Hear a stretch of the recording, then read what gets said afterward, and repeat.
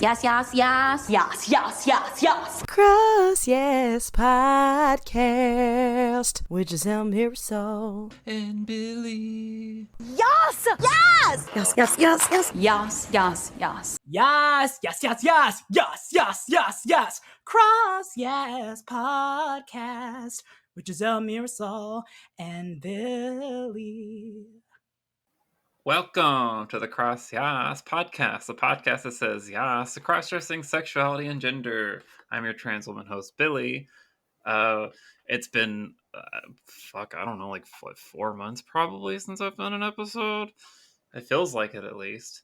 I've just been like busy doing like my own thing, like living life and trying to figure out how to get these creative juices flowing again. But I think they're here, and today's special guest is definitely helping those juices flow. No pressure.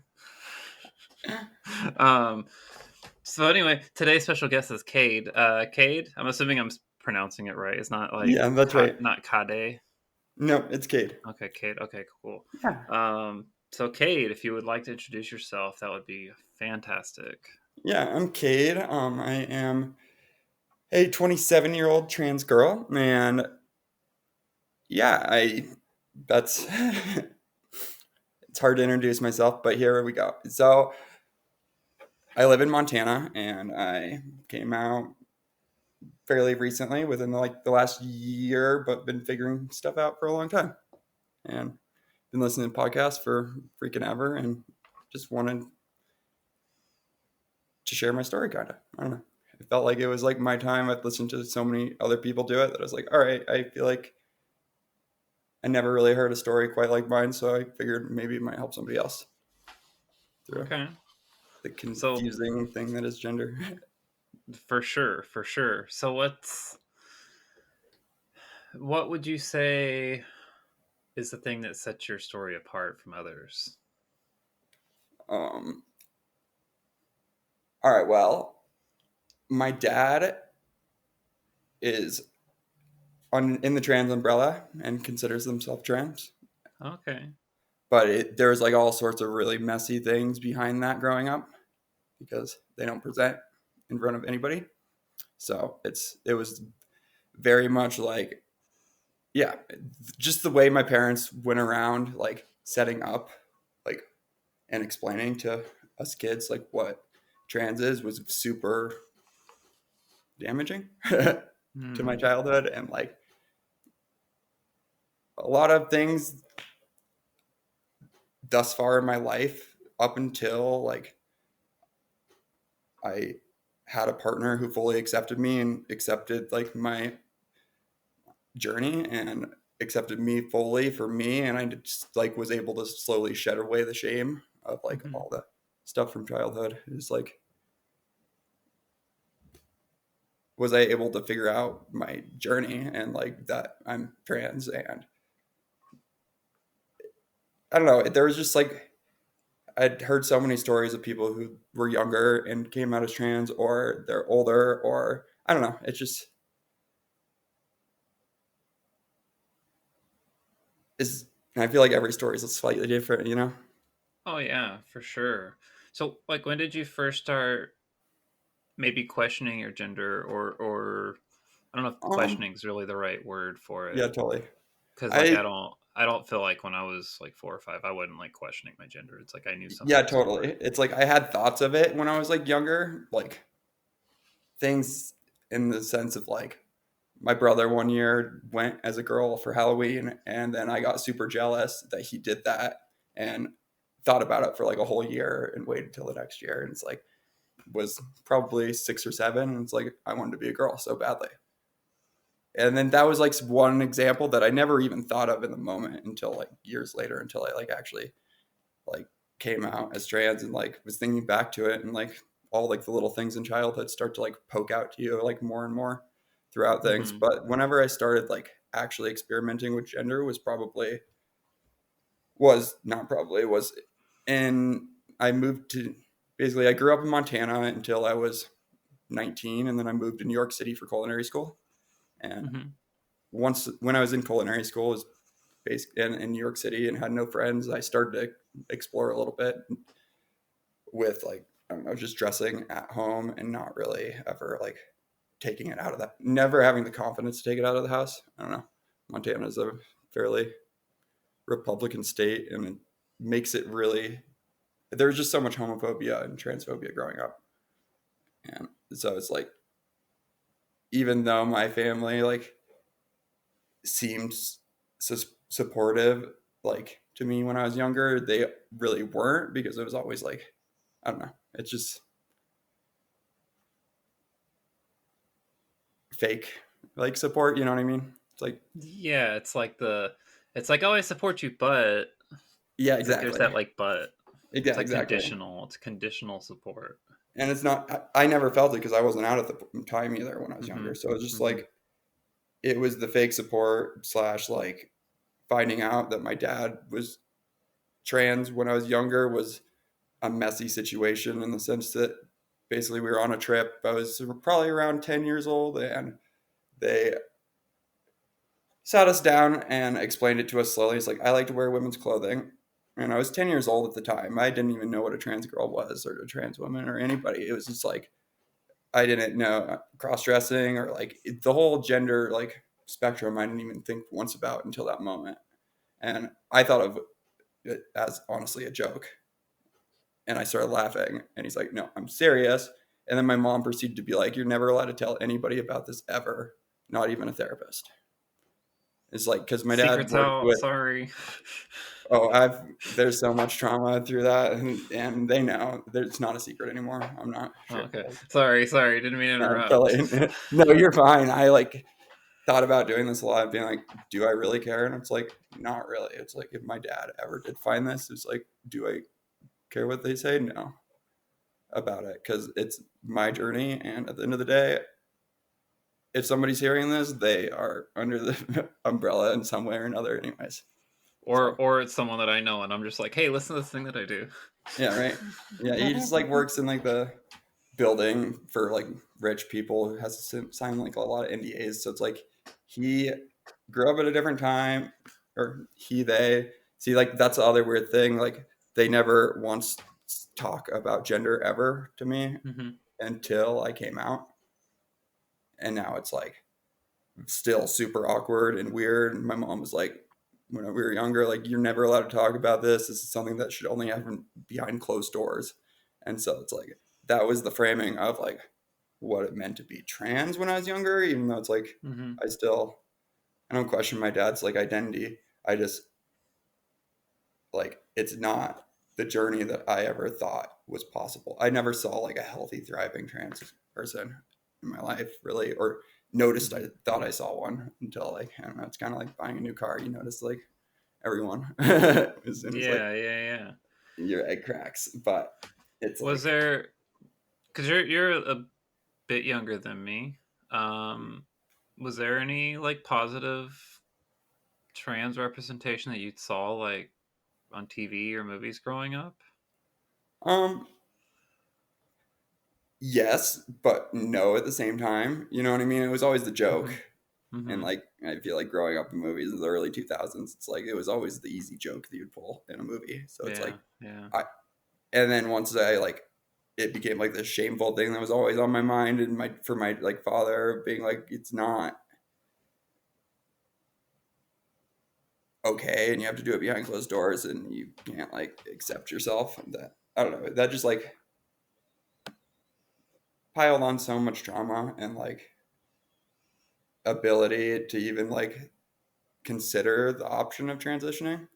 And it's like, I've thought about it a lot up until this point. It's like, I'm 27 now. I finally figured it out like 3 years ago, and then actually started coming out over the last year.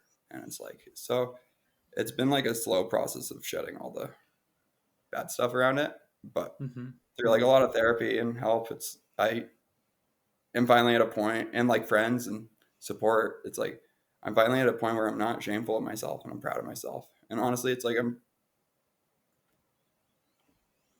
freaking awesome. And I think that if somebody ever takes the time to sit down and talk to me, then they're not gonna judge me. And if they do, fuck them. Oh, I was gonna judge the shit out of you. No, I'm just kidding. I'm just kidding. I'm just kidding. I'm just kidding. No. Yeah, no. So you said you started coming out like couple years ago? So basically I was in New York and then I was there for 2 years and I threw everything away. And because I moved back from there and I could only fly on a plane and I was coming back to my parents' house. And it was still so much shame and like my friends and like, I don't know. I just didn't want anything to do with it after that point. And I was like, threw it all away, purged it all, and then really never came back into my mind because I was so busy running around. Like from that point, I went home for a little bit, and then I am a festival kid. Like I've been partying a lot since I was young, and it's so it's like from that point, I went down to California and started trimming weed and like working down there in the fall, and I was living out of an RV. Eating a bunch of psychedelics, so it's like I never really thought about it honestly for like the longest time. It wasn't until I like got a partner and we started living together and there was like feminine clothes around me again that I like found myself like wanting to try them on when she wasn't around and whatnot. So it wasn't really until like that moment was I like maybe I should start exploring this again, and that's when I started listening. That was 2020, I think, right at the pandemic. Oh, okay. Yeah, it was like right when the pandemic hit. It was when all that started to unravel again. And I was like, started listening to the podcast at that point because I still didn't know what it was. It was just like, for a long time, it was like a lot of sexual, like, I thought it was sexual based because it turned me on because I was finally like happy. And I don't know, it's like felt good until like over time I realized until I started presenting out in public and like starting to do it more with my partner, and it's like I realized like it has nothing to do with the bed at the end of the day. Yeah, no. I mean, maybe at the end of the day. Yeah, maybe at the end of the day, yeah, but No, I totally get it. right. How was that with your partner? Like, did your partner find out? Did you come out to them? Did they like find you? Yeah, she's awesome.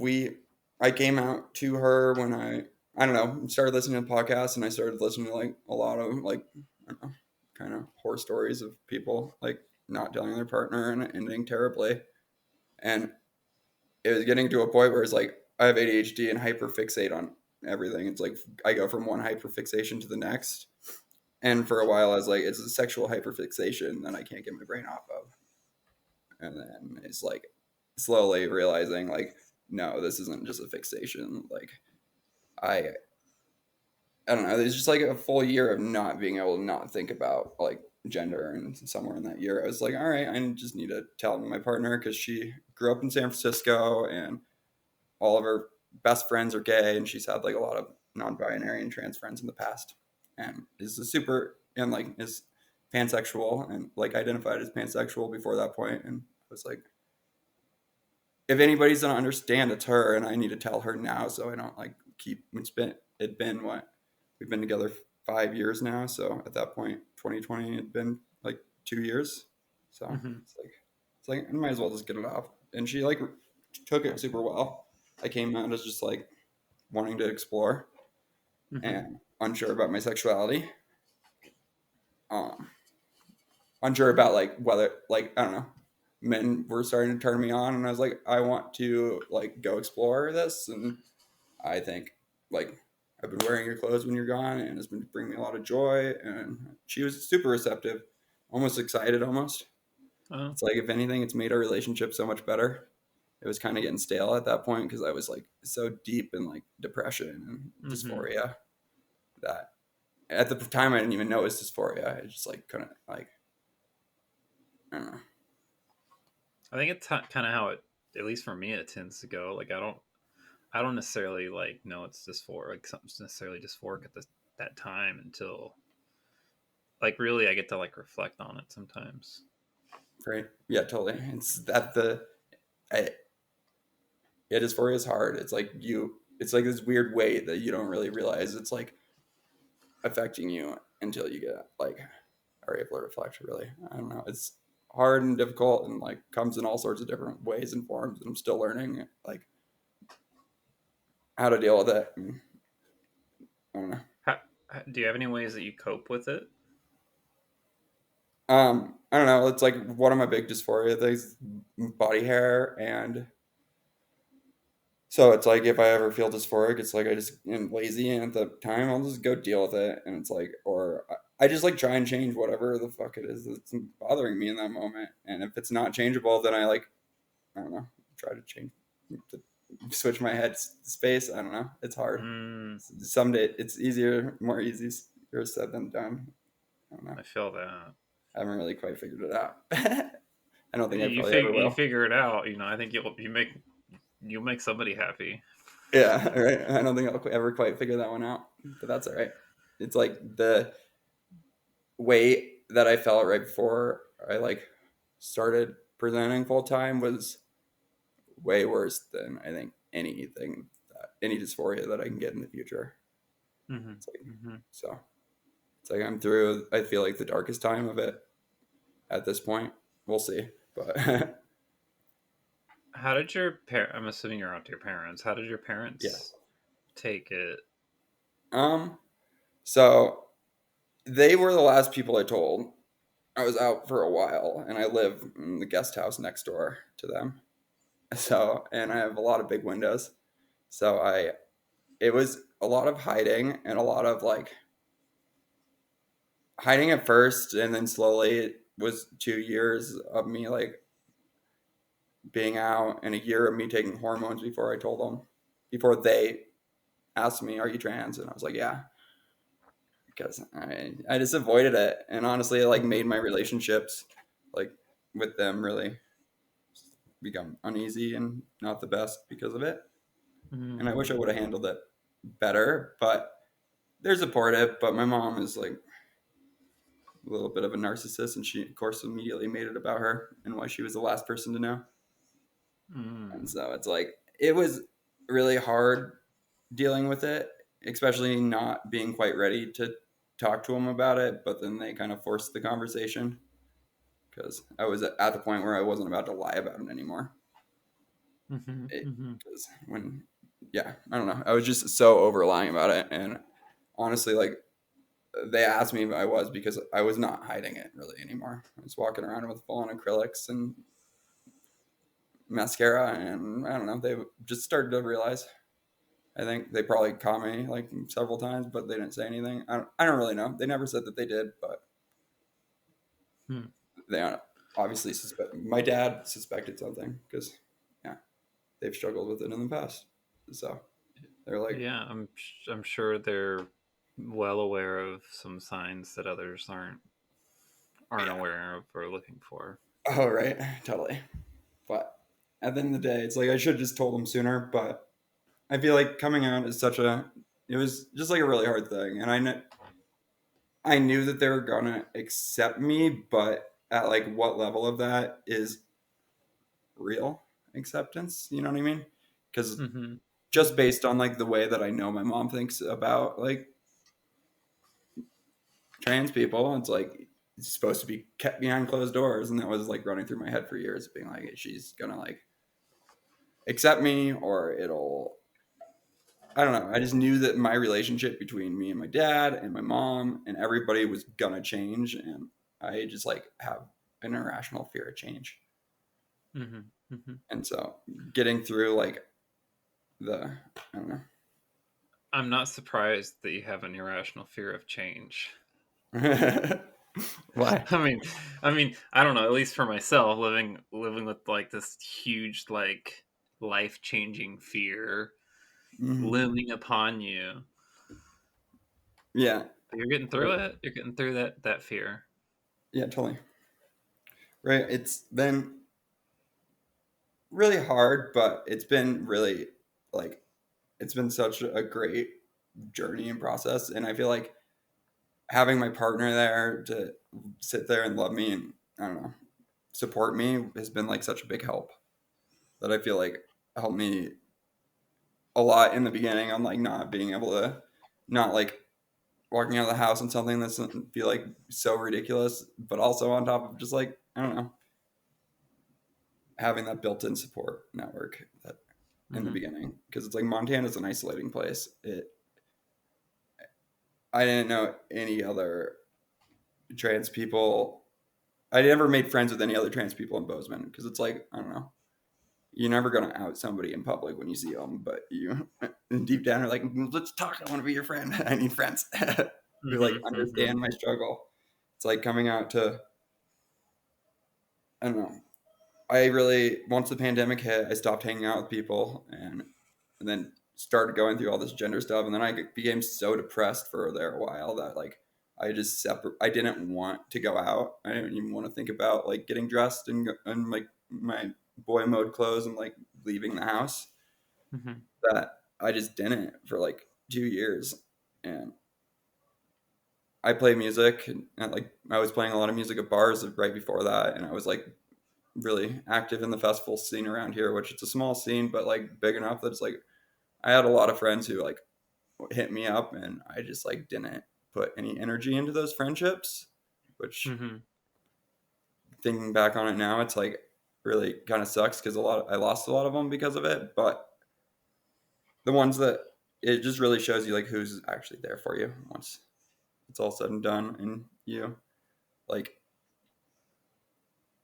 put energy into somebody that was in your past, and I don't know, some people are super receptive. No one's been outrightly mean or disrespectful, but some people just like you tell them and then they never hit you back, and it's like, all right, message thread, where it's like I have a few friends who are super good friends, and our relationship hasn't changed like even a little bit, and so that's super nice. But yeah, I don't know. That's good. Having those left on red friends those are tough. They are, but I left them on red for like 2 years, so it's my own damn fault in a lot of ways. I feel like it's like I don't know really if it's like because of my gender or if it's more like they're just like fuck yeah. Yeah, I guess when you put it in that way, yeah. Right. It's like I definitely hurt a lot of relationships going through this, but it was the journey. It was like the process and steps I needed to take to get to like become happier, and yeah, and yeah. Let's see. Right, but more in Montana, it's like pretty red and not very like I live in Bozeman, so it's like a super it's the college town, and it's definitely like one of the more like liberal places, but not, I don't know, it's still Montana, so it's like not the best place. And so I'm definitely trying to leave, but we're stuck here at the moment just trying to like work on this trailer and sell it. But my partner and I have been like, our goal has been to get out of this place, but I don't know, it's been difficult and slow. So I've just been like settling into it, and the longest time was the block of being like, I'll come out once I leave this town because I didn't want to even deal with it. But then it slowly should like it's gonna be like more longer and longer, and at this point we're like, all right, whatever, I'm just coming out and I don't really care what people think. And you just couldn't hold it anymore, couldn't hold it back. Right, exactly. And it's like, honestly, I always had this like it's my hometown, so it's like you go down to the bars here and it's small, and it's like you see like 10 people from high school, and so I was always afraid to go downtown and stuff. And then I just like went one time and I was like, saw 10 people I knew, but none of them recognized me anymore, and I was like, that's pretty cool. I like that. I don't have to talk to anybody I don't want to. Cool. It like made this town a little bit better and more refreshing again. But well, you're starting anew. Yeah, totally. Right? It totally does feel like starting now. I feel like my dumb party girl era is like starting, and it's kind of bothering my partner in a lot of ways. Being like, can we just have like a fucking weekend where we don't go out? And I'm like, yeah, but I'm having fun, like being myself. And like, it's like every kind of like new thing everything I go do is kind of new.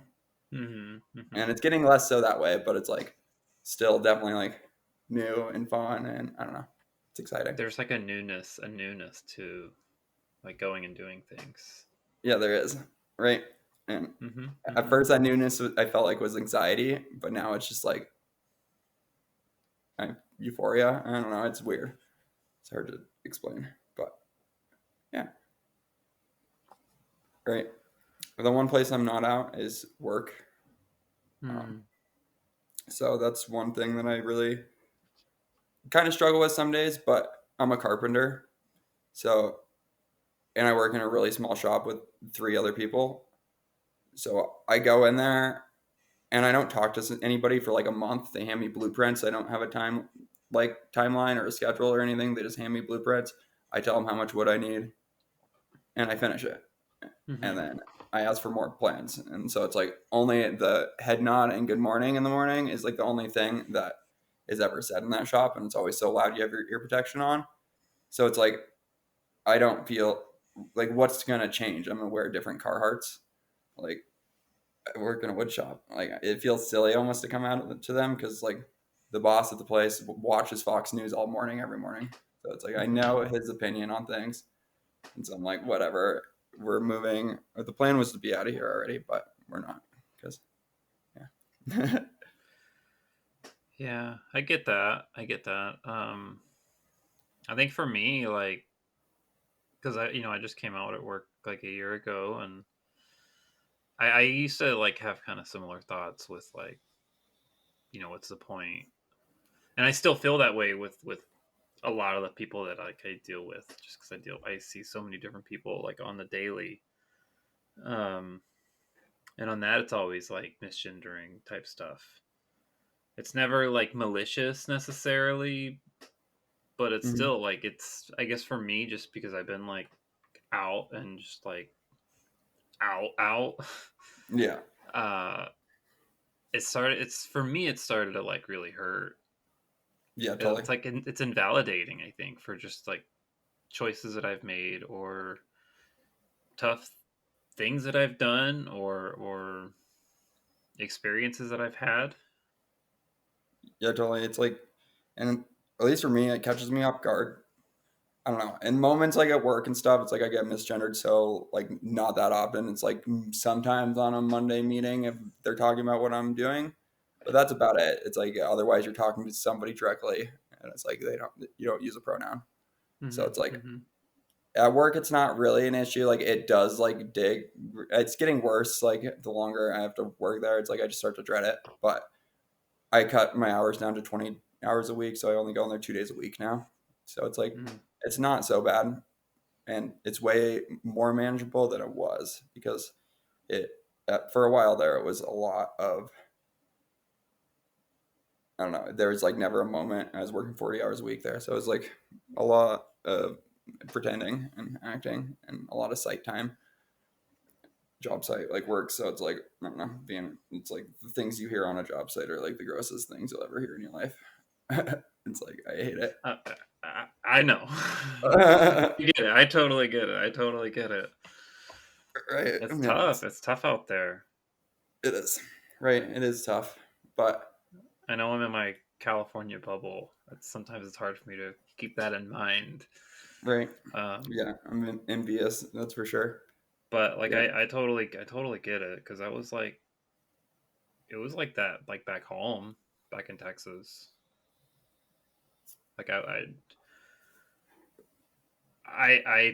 don't know. I don't know what would have happened if I would have stayed there as far as like coming out at work or if that.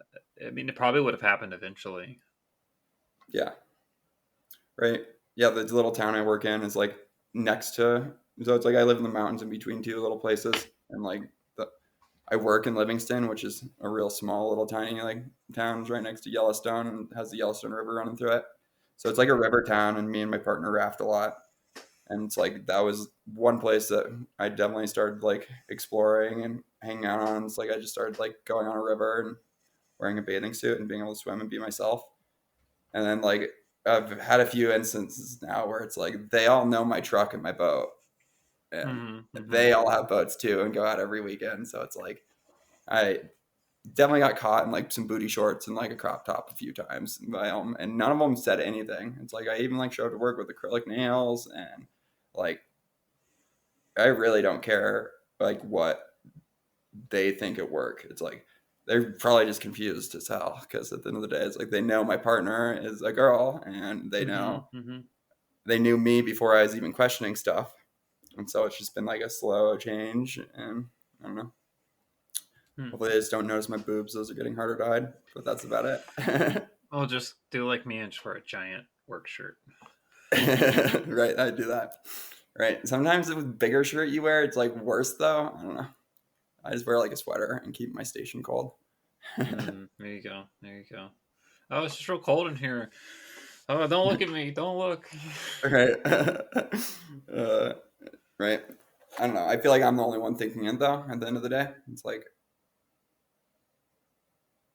the little things that you think I thought were going to be a problem at the beginning of this process.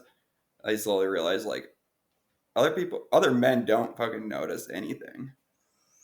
What were those? What were some of those smaller problems?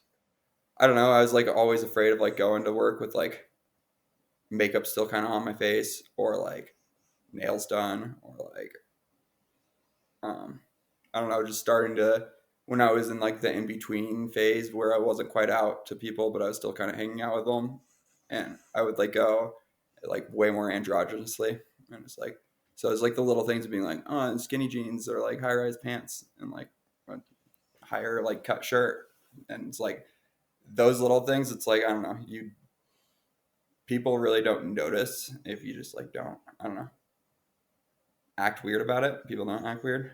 I've realized. It's like It's all about the confidence. yeah, exactly. Or at least in my experiences, I'm sure some people would have other ones, but yeah, I don't.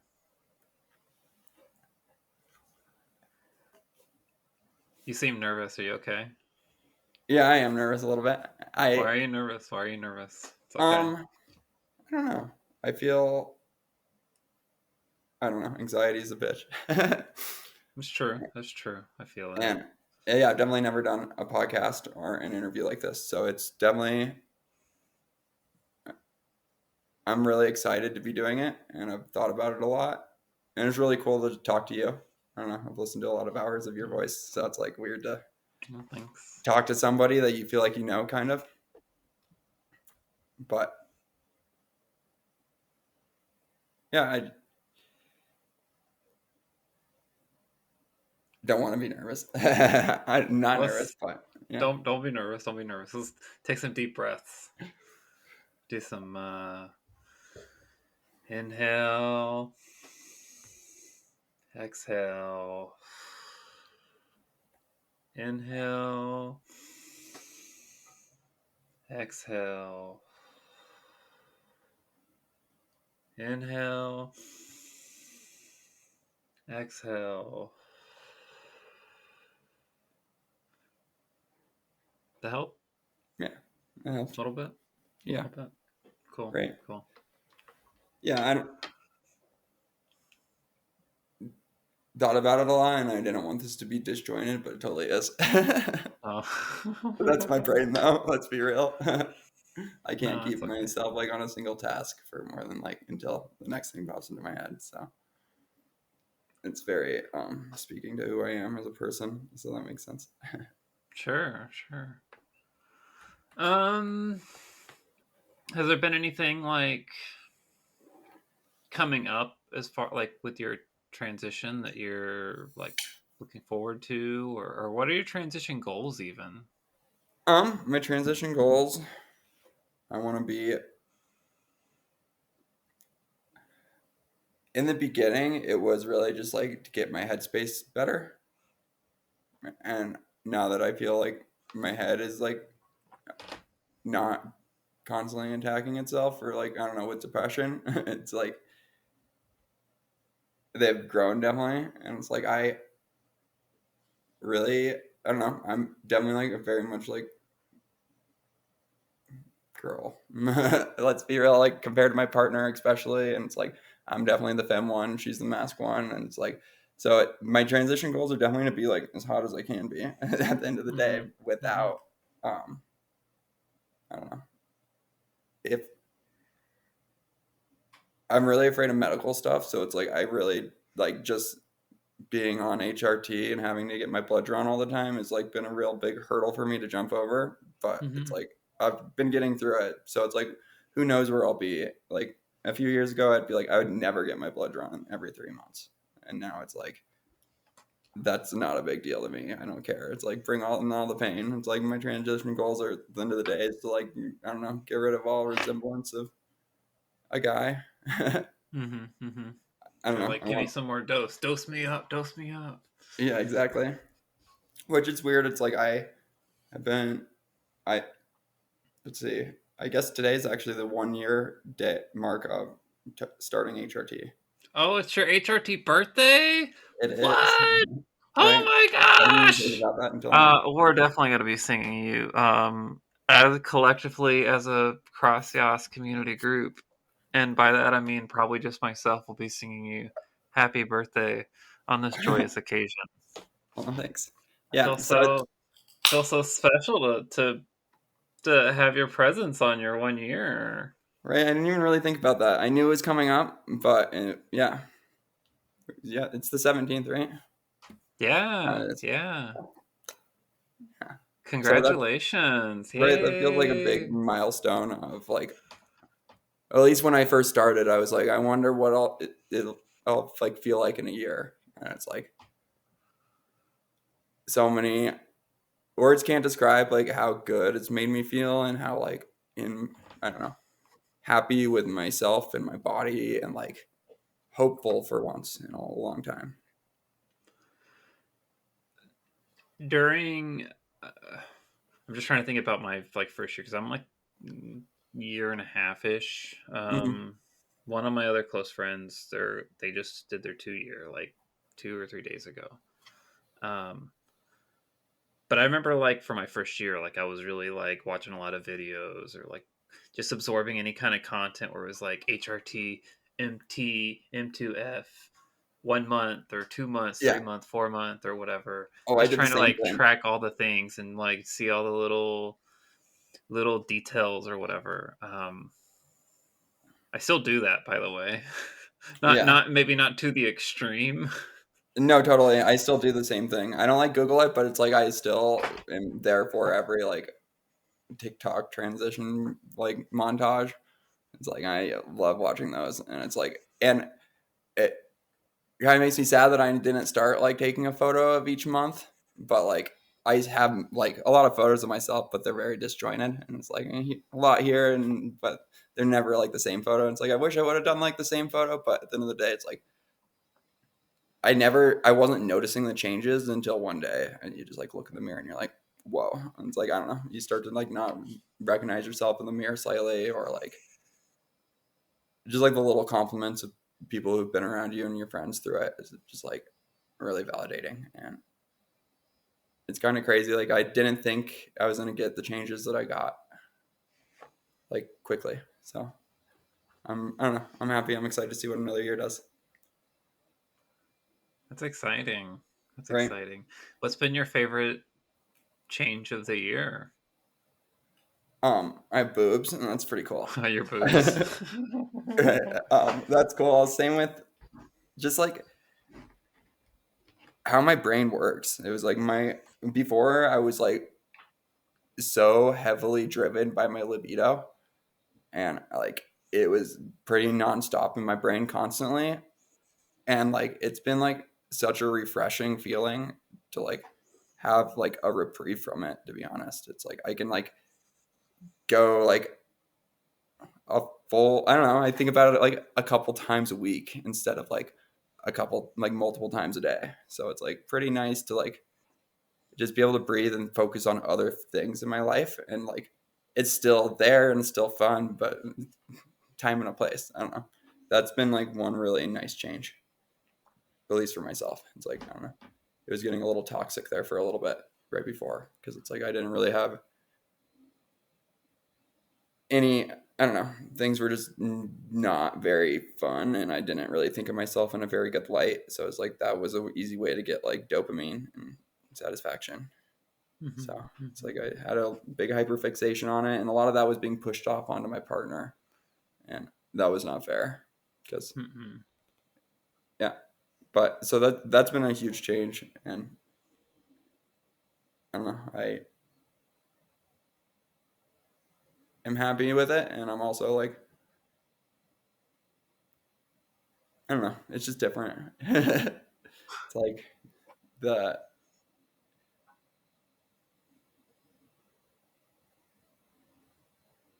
I've always been a super emotional person and always like cried a lot, and lately, and like when I first started taking estrogen, yes, I did cry more that for like that first 3 weeks, but then it kind of like leveled out to about the same, where it's like, yeah, I still cry a lot, but I've always cried, so it's like never really been that big of an issue. So it's like that change has been good, but it's just like, I don't know, the little things of less body hair and less facial hair and all the things. It's like I can't afford laser right now, so I'm just getting through with what I can. And it's like the reprieve after it's been like now a year, it's like I can make it like a full day without like being concerned about it, which is super nice.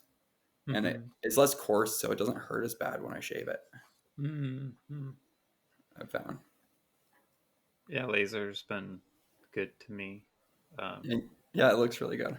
Thank you. Yeah, If you get a chance, I highly recommend it. I want to. I'm just like kind of a bitch when it comes to pain. Oh, it's like a rubber band snap. It's not too bad. The amount of like frustration and anger I get over my facial hair, I definitely want to do it, but I've also like not. Yeah, it's just like a little one of these things, but like on your face, But on your face, right? and it would hurt. Yeah. Like for at least for me, it like really hurt on the jaw and my upper lip. Oof. Yeah. But the Yeah. last one, See, I just did one last week, didn't hurt at all. nice. Right. See, I want to do it. I really do.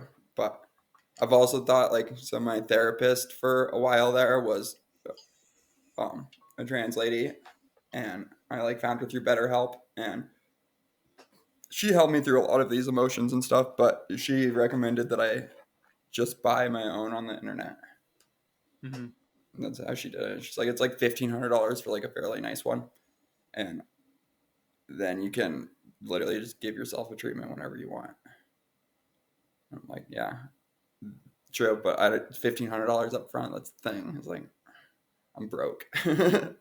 Yeah, I don't know how well most of those work for face either. Yeah, totally. I know a lot of them That was what I are was good. questioning. A lot of them are okay for like body hair or arms or whatever, but I've heard face is kind of like hit or miss. Yeah, totally. Right. Your mileage will vary.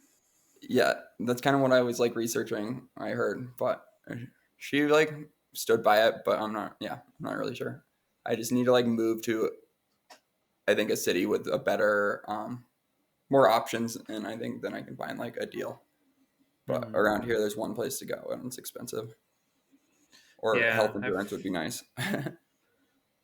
My ex-wife, the last guest, Lauren, was living in Montana, so I've heard a lot. I've heard a lot of the Montana stuff. It's I really feel for you. Right, where was she living?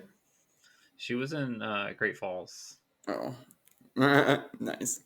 That's like Great Falls is an interesting place. It's not my favorite, but She hated it. I think she just yeah, barely got out of there. So yeah, totally. That's usually how it goes with Great Falls.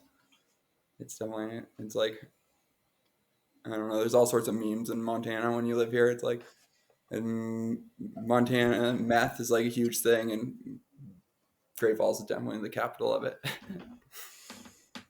So it's always like the joke. that would explain her bad teeth. No, I'm just kidding. She has good teeth. Right. Yeah, it's always. But a lot of the nicest people I've met from Great Falls, I don't know. It's like the people who leave, but the people who get stuck there usually don't end up doing too hot. But yeah, Montana's like a weird place when it comes to like growing up here. It's like you have like a weird mix of like super cool hippie people who like are just like in the mountains, but then also like a weird mix of like super big rural like weird families. Hmm.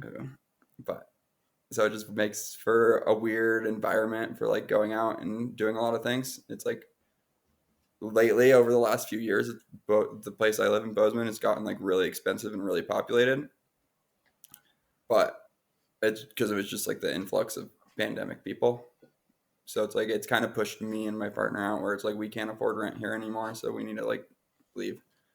But we currently own like a little tiny trailer, like mobile home in town, and it's a piece of crap and falling apart. It was our party house from through college, so it's like we're fixing that up and selling it because a single wide trailer goes for $100,000 in this valley. Oh So wow. we're like gonna sell that and get out, move to Portland is our plan. But we, Okay. yeah, it Bozeman is just like gotten so expensive and it's been such an influx of just like rich white people and nobody near our age. And it's like, yeah, it's gotten better and there are some queer events here and there, but I go to them and it's like all like 19, 18 and 19, like, or like in college age people. And it's just kind of hard. I don't know. It's like, I'm not, it's just hard to find like people my age and my interests, basically. It's like, I don't, it's weird when I go to like dance queer dance party and like you don't know who's actually like over 18 and you're like Yeah. it's just like a different Yeah. vibe. It's like I want to like move to a city where I can find like a community that is more my age and less, I don't know. It's like I feel like if you're an older like queer here, you're usually left because you went to school here and you're like Bozeman's not the place. So you're like, all right, I'm not staying here. Yeah, exactly. So they're all like baby queers, and it's just like so am I. But it's also I don't know. I have a hard time connecting with like a lot of people unless it's like there's a good I don't know, connection. Hmm. So that's like maybe I'm just making excuses. I just I haven't liked any of the queer parties or events or like support groups I've gone to here. It's all been very small and awkward. How so? I mean, There I usually understand the aren't that many small. I people. understand the small. There usually aren't that many people. If there are any like non-binary or there's like usually like more non-binary people slash like it's a lot of gay people and like lesbians, and at the end of the day it's like the amount of trans people in this town is very limited, and I feel like if you are, you're just kind of hiding in the mountains or you're just figuring it out like myself. So it's like Or keeping it behind closed doors like your dad. yeah, exactly, like a lot of people.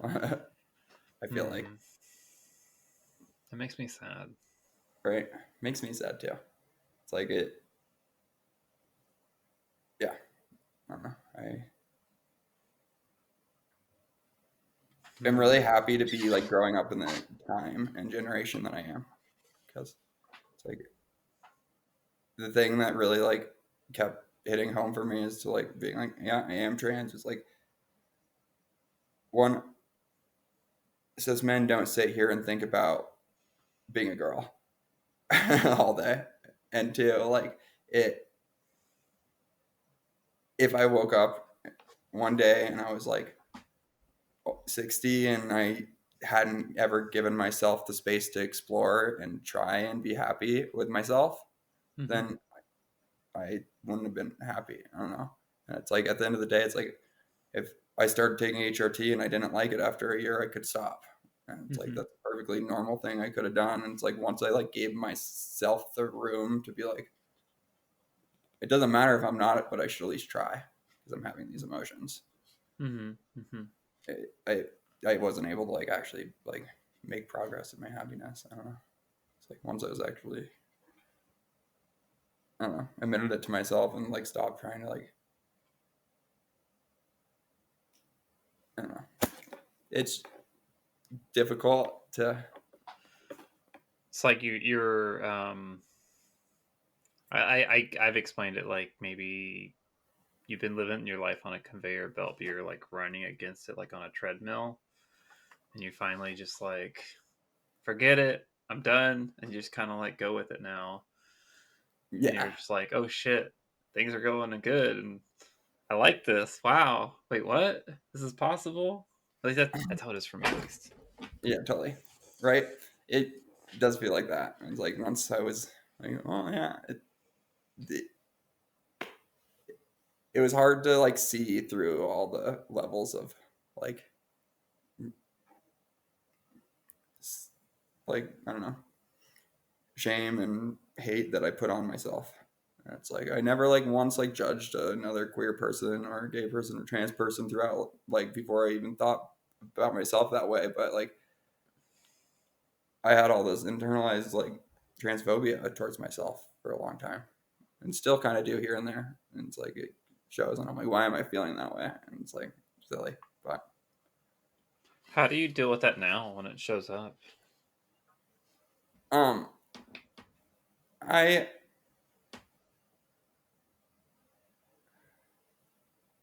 just try not to really think about it. I don't know. It's I like when I start to feel that way. It's like I try to just like look inwardly and be like, but I'm happy. It's like it doesn't really show up as much anymore because I like fully feel happy and excited and like ready to meet new people and like make more friends and be myself and like I don't know. It was just such a night and day change, you know, it compared to like how my life was. It's like nothing really made me happy or sparked my interest for years because of it. And it's like I don't know how I went from like being like not thinking about it to like it being so heavy, but it really was like a dark place for a bit. And so I feel like no matter what I do, it will never feel as bad as that because I like constantly like I don't have to think about like I don't have to feel shitty. I don't have to like dread waking up in the morning and putting on like my boy clothes. I don't have to dread like people misgendering me. I can just like I don't know, accept myself, and once I accept myself, it started to accept myself. It's like other people start we're like super accepting. I don't know. It's like not everybody's been super accepting, but the large majority of them are, and at least to my face. But Mm-hmm. right, I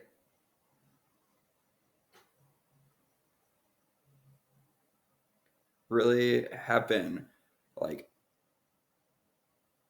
so like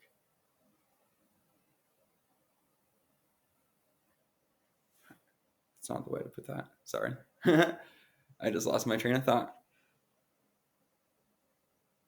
Don't be sorry. Yeah, Don't be sorry. right. If it comes back, just interrupt whatever we're doing. Right. Or just bring it up. Yeah, where was I going with that? Do you do any like journaling or I don't. I have really bad any like? dyslexia, so it's like Okay. journaling. My therapists have always tried to get me to journal, but it's just not for me. What about audio journaling? Um, yeah, possibly. I hate the sound of my voice. Well, you don't ever have to listen to it. That's the beauty of it. You could just Okay. record it and never listen to it, and just like I guess it's something I think like verbalization is like fucking magic. Just Hmm. like getting that shit out there, even if you're just talking to yourself. Like I think it helps. Yeah, totally. One thing I've really found that's been helpful for me lately is like I've been starting my mornings out. I just bought myself like a tarot deck, and I've been starting out my mornings by like reading my tarot.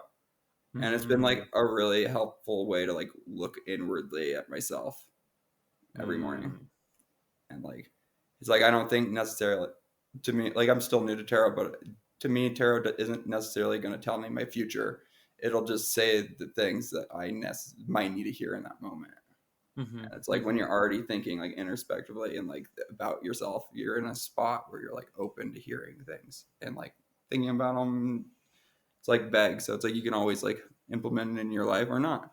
And it's like been super helpful to like clear up a lot of things in my head when I start to feel heavy and stuff.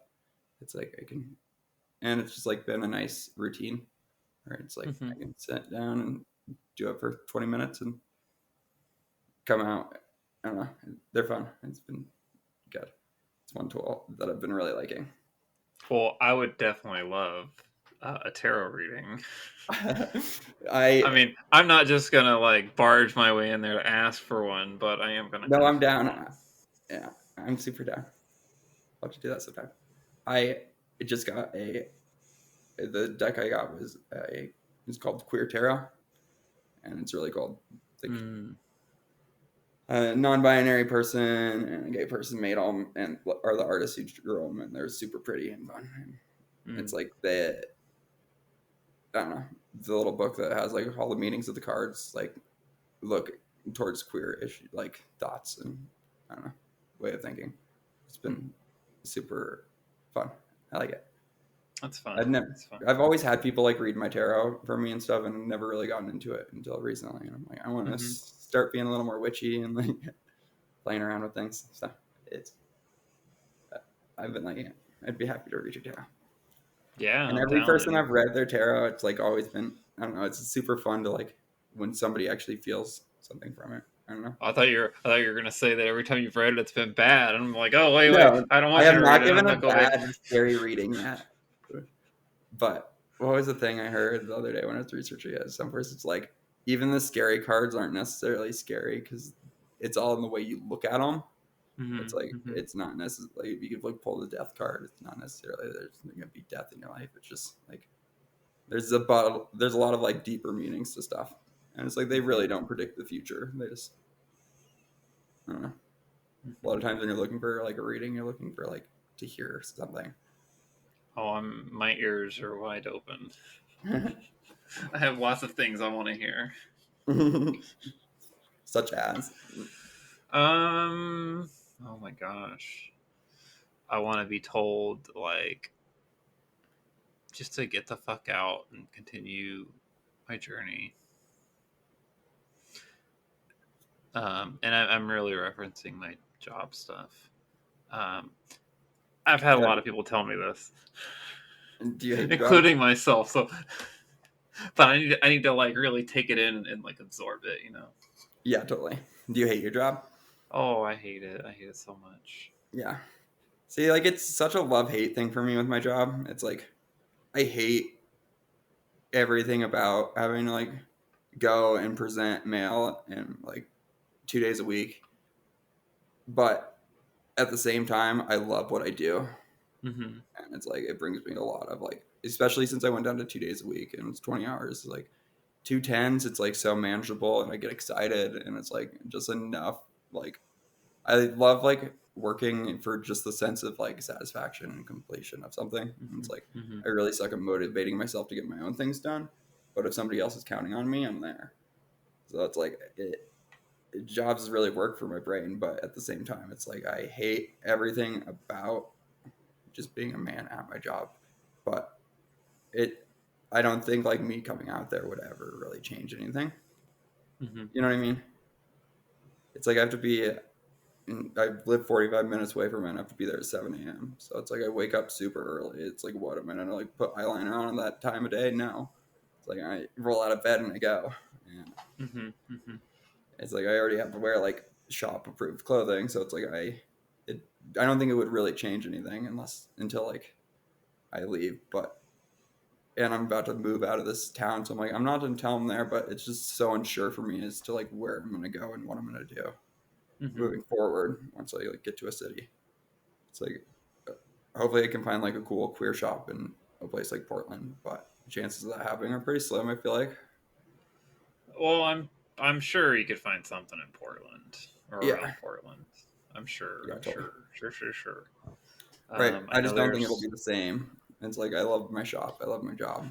Like we yeah. built Well, like high end cabinets for super rich people in houses I'd never be able to afford at the rest of my life. But it's just like super fun to be able to work with super nice materials. And the shop I work in is like the guy who runs it has been doing the exact same thing for 70 years, or like for like since the 70s, not 70 years. So it's like Oh, it's a shop from the 70s, and all the tools are from the 70s, and he's never brought in any like computer animation or anything, down to like he gives me like plans, and I have to cut list everything with like an architectural scale ruler, and so it's like super fun job because I go in there and it's never the same thing. It's never the same job, never the same project. So it's like every day is great, but and compared you to do like a that. lot of shop jobs, which every day is the same for a And lot you of do people. that with acrylics on. Yeah, I do. Dang. How many do you break? If you get nice acrylics, they don't break that often. Mm, The set that I had lasted like 3 weeks, and then I started breaking them. But yeah, the last set I had, and then but like I've had like my friend try to put on acrylics on me like 2 weekends ago, and those lasted like a couple days. So it's like it really just depends, and then the length of them. But you just get used to it. I don't know. You start to like just grab things softer, and I don't know. mm. Gloves. My job won't let me do acrylics. Have you asked? They told me. They told Really? me directly. Yeah, because there was like a big fiasco like during the summertime, I think. Where I was like just dealing with a lot of like misgendering stuff and like the whole presenting at work thing, and like it's like it's for me it's really rough. Yeah, that's nice. And one of the things I was always bringing up was like, well, like I can't even like wear nail polish because in the employee handbook it's very like male centric, very male specific. So it's like, you have to be clean cut, shaven, short hair, all this stuff, no makeup, no fingernail polish, all Yeah, I this think I like do remember you ridiculous, talking about the hair thing. yeah, like all this ridiculous stuff. It's Is it been corporatized? somewhat. It's because I'm in the field. The field work is different than office staff. So Okay. it's office staff can wear whatever the fuck they want, basically. Yeah. Like no hold barred. Like I felt like if I had an office job, it'd be fucking great, probably. Yeah. Right. But Totally. being Yeah, out in the field is I hate being out in the field. Those days are the worst. It's like I hardly ever have to go install anymore. I'm down to 2 days a week, but for a while there, it's like we build a lot of stuff for like houses down in Jackson, Wyoming, Mhm. and like I don't know. For some reason, we don't build that many things around us because I don't know, the high end like luxury demand like reaches all the way to Wyoming and like further. So it's like a lot of times it'd be like building all the stuff and then loading up the truck and going and like living in a Super 8 motel for a week and going to a job site every day Mm. until the job is done. So that was like pretty terrible. I don't know. Job sites are just toxic. I hate them. Yeah, I wouldn't like that. Yeah, it was terrible. That's why I stopped doing that. It's like, I all like right, having no my more. free time too much. I have too many of my own activities. Like I'm finally living my life for the first time ever, and it's like I don't want to be at work. Yeah, I don't want to work. Me either. I feel you. Like yeah, really want to be able to be a housewife and just sit at home and do everything I want to do and nothing that like I don't know. It's just really hard growing up in a world that's so capitalist driven because it's like such a hellscape. It's like what I'm supposed to work until I'm like maybe able to retire one day, but with inflation probably not. And then I'm so Let's old and retire. decrepit that I can't walk anywhere. Like it just seems dumb. It's like all Mhm. right, I just need to figure out a way to monetize my life, and but I don't know what that is yet. We're trying to figure it out. You figure it out. You let me know. I'm trying to figure it out too. Right? It's tough out there. It is tough. It's super tough. Right? My partner went to business school, and she's definitely the more business-minded one of the two of Mhm. us. But she's in the same boat of she doesn't want to work either. Mm. So Mm. uh, we're both like, all right, how do we do this? We're like, all right, we'll Mm. figure something out. You got to figure something out. Yeah. I wish I was more like I wish I could be more focused with the podcast and put more energy into it. Yeah, I feel like it'd be easier if it was more profitable for you. Mm-hmm. Definitely. Oh, speaking of that, it's been about an hour and we haven't done an ad yet. So let's just throw one of those in there because it's been over 3 or 4 months since we've thrown an ad in here. If you haven't yet, you can't go to the YAAS podcast website because I believe it's down right now. Maybe because we need some Patreon subscribers to help pay for some servers. Or maybe, I don't know. Ask Giselle. That's not me. I don't do that thing. But I know one time you could go on the website and it's like a link on the right. I don't know. I don't know how you would help us now. Maybe just search YAAS podcast on Patreon. I don't know. How does that work? I'm not sure. When I So, started paying for the Patreon, I just went to the website. hmm. You could post a link in the Discord, probably. Well, I am definitely going to be figuring out why the website's not working, if it's not working. So anyway, you reached out to me on the Discord. Yeah, I believe you are a member of the Discord server group. yeah, I have been. I'm not very active on there, Mm-hmm. but Let's talk about that. there is so much going on in that group. When I first started, it was like a constant thing, and it's like I have dyslexia, so I'm a slow intaker of like text. So it's like it was just too much too rapidly that it was like I couldn't even keep up. Mm-hmm. So that's why I kind of fell off from it. But Mm-hmm. that being said, I think it's amazing that there's like a community out there for people who need it and want it. And Definitely. I It's think it's a grown. great group of people, and it's always super inviting and nice every time we do hop on it. Hmm. Well, definitely, if you have time, jump on. Yeah, totally. I know I'm not super active, but I try to be sometimes. I have a lot of social anxiety in my everyday life, and it's slowly starting to like disappear as I've become more like comfortable and happy with myself. Mm-hmm. It's like I don't know. It hasn't been bothering me as much lately anymore. But for the longest time, it's like I wanted to get on the Discord and like do like I hear you guys video chat at night, and I was like I should hop on there, but I never got the confidence to. And then I don't know, Well, but definitely don't hesitate if you see us on there. Don't hesitate to join in, okay, and that goes for anybody really, because like just jump in. yeah, totally. I need more friends in the community. And like honestly, like I want to try. I'd like to make that more of a maybe a regular thing again, because I know in earlier cross Yas episodes there was a lot of talk of we were on the Discord like every night and talking and growing and all this learning experience, and it's great and all this like great support Yeah, that I did experience, because we were going on there every night and yeah, talking that's and super like fun. having these like deep conversations for hours and hours and hours and hours on end. um, That's super fun. and then we all kind of like slowly stopped and did our own things, and it just kind of slowed down. I mean, we still jump in there occasionally, some people here and there, Hmm. but I would definitely love to make that a more like common thing, more frequent. Yeah, totally. Right, and that would be fun. I am down. I say that now. Okay. Okay.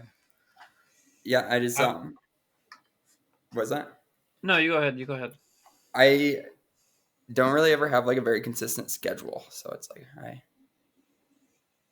if I had a more consistent schedule, I'm sure I'd be on there more, but I don't know. I just never like think about it when it's actually nighttime, and I'm like, all Mm-hmm. right, Mm-hmm. or slash I don't know when everybody's on there because I'm not on there that often. Mm-hmm. Mm-hmm. I get that. I see everything because I'm a mod, so I see everything I coming in. So bet that's hectic. And there's a lot of it stuff on there. I it had to can turn be. notifications off on it for a little bit, like after like the first day, because it's like that is too much information. It's like I only if I get tagged. But then if you're never on there, you never get tagged. So Yeah, it doesn't. I don't even think it lets me mute the server.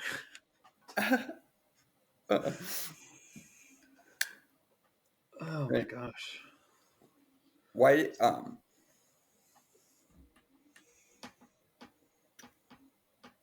What's your like vision for the podcast moving forward? Ooh, good question. And I was gonna kind of ask you like, what do you wanted to see from the podcast moving forward? But maybe that'll be my follow up. I actually have a lot of like thoughts for the podcast because I really would love to expand on the podcast itself. Because I love hearing everybody's stories and all this stuff is great. But I would love to get more opinions out there or more people out there. I've mostly just because I've been meeting a lot of like interesting people in the last year or so. Mm-hmm. Like I have a few cis women friends that like I would love to record an episode with them like in person. Mm-hmm. And I want to talk with them just like what does it mean to be an ally? I know like allyship stuff's been done like it's been done to pieces. Like I know I'm in like groups at work and it's like always like, oh, how to be a great ally, how to be a great ally. But I don't know. I feel like there's always something missing on those like conversations, those kind of videos, and then they just don't seem very real to me. So I Yeah. would love to have that like real conversation. Yeah, I think that Um, would be a helpful thing for a lot of people. Because I honestly don't even really know what it means to be a helpful ally. It's like I know what I don't know. I like over the last year have started to like kindle this relationship with a girl who's cis, and she's been like my best friend, and it's been super fun and great to like I don't know have like a friendship with a girl because as like all my best friends were guys for the longest time, and so it was like really nice to like meet someone as myself and like grow the relationship moving forward from that. mhm, mhm. I'm curious, like I know the things that I like when like that make me feel good that she has always done that makes me feel comfortable probably and made it a fast friendship, but I couldn't honestly say like what makes you a good ally, you know? Well, that's definitely something that I would love to discuss on the Cross YAAS podcast. Yeah. And it will happen. That is a for sure thing going to happen eventually. Um, there's this like older gentleman that I met at my church. I'm active at my church. Um, I met him in a support group that I facilitated, and it's an older gentleman, great guy. I know he's probably listening to this episode, maybe while swimming. That's what he does. But I would love to have him on the podcast because he's told me some like really interesting stories of uh, like during the AIDS epidemic, like he was like in Colorado, like he's a doctor, like in the midst of like all this like AIDS stuff going on, and like changed like his whole like thought process on his life, and like I would love to talk with him more about that, like on here, just Yeah. because I think that would be great for like just hearing other people's like how their thought processes have changed, even if they're not trans or gay or queer in any manner, I guess. Yeah, um, totally. but like I don't know, like I just I want to do more stuff like in person too. Like I love doing stuff in person.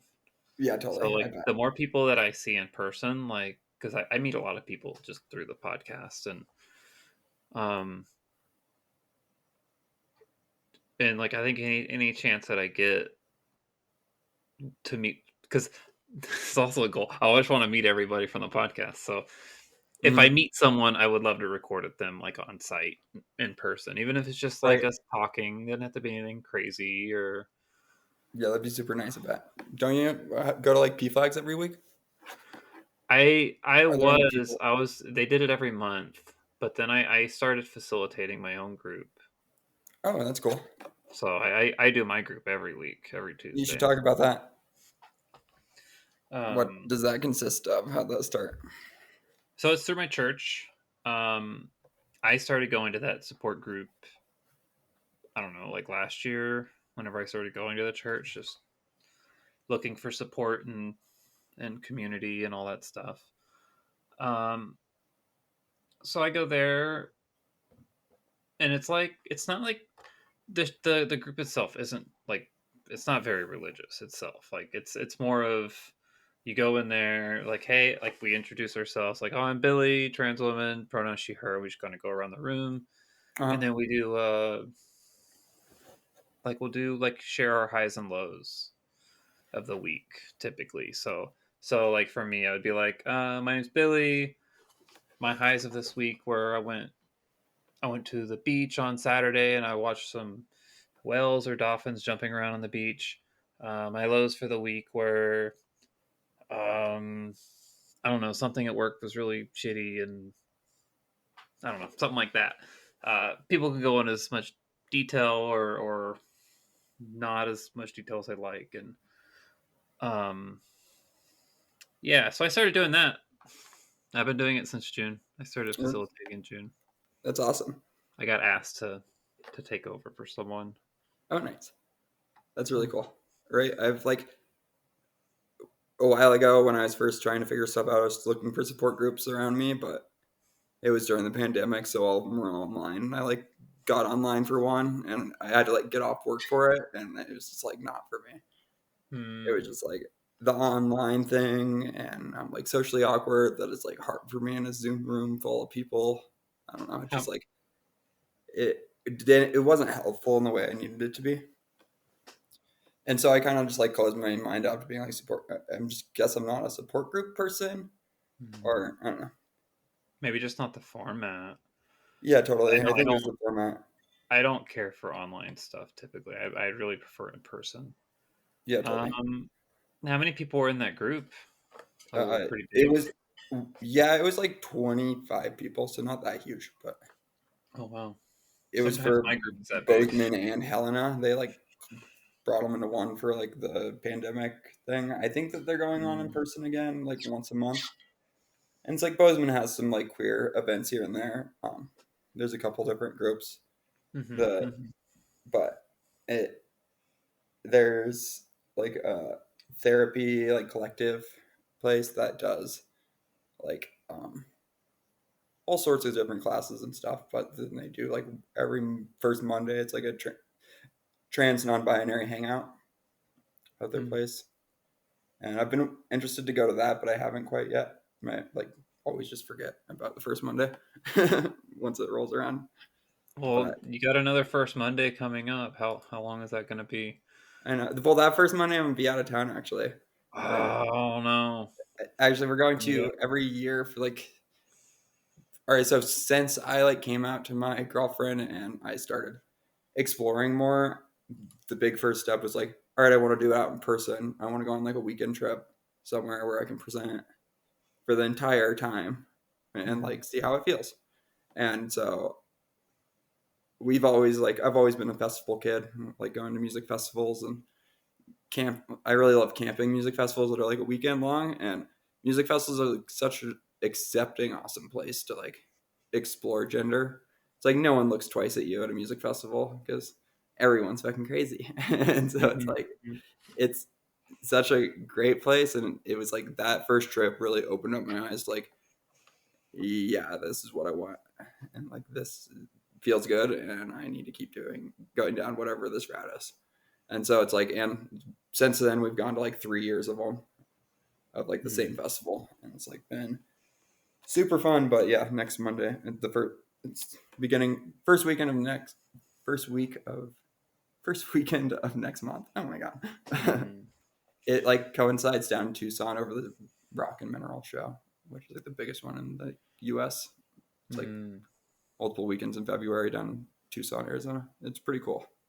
Tucson. You going to Tucson? Mm-hmm. I love Okay. Tucson. Tucson's really cool. There's I think some cross YAAS members that are around Tucson. Really? Yeah, they might be. Well, I'll Maybe be at they'll be Jim around. Jam if any of them are listening and want to meet They up and going. One I'll be of them there. is a very great person, and I highly recommend meeting them if you can. Right. And also, my partner showed interest in maybe recording an episode if that's something you'd be interested in doing. I don't know if it'd be 100%. a helpful perspective. I don't know. No, I'm 100% interested. That's another thing. I would love to talk with more spouses, more significant others, more partners. I just want. I want more voices. Essentially, that's what I want. Uh, just because like I feel like there's I don't know. In the last year, I've met so many people, and there's so many similarities between everything, and there's so many stories that I've been hearing that I'm like, okay, I need to record this. Somebody like people need to fucking hear this shit.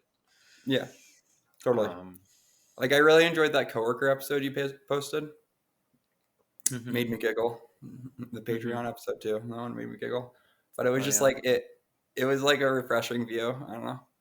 At the time that I needed it, of like it was like Mhm. right before I came out to like some of my guy friends, and I was like a little unsure about it, and it was just like a refreshing view of like hearing you hanging out with like some cis straight men.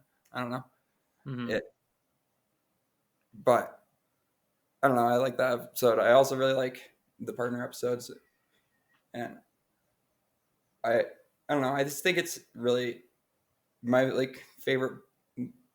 My favorite thing to listen to is like your little rambles in the beginning. To be honest, it's been like a really Oh. helpful and like great thing to like keep in touch with like your progress through your transition. Mhm.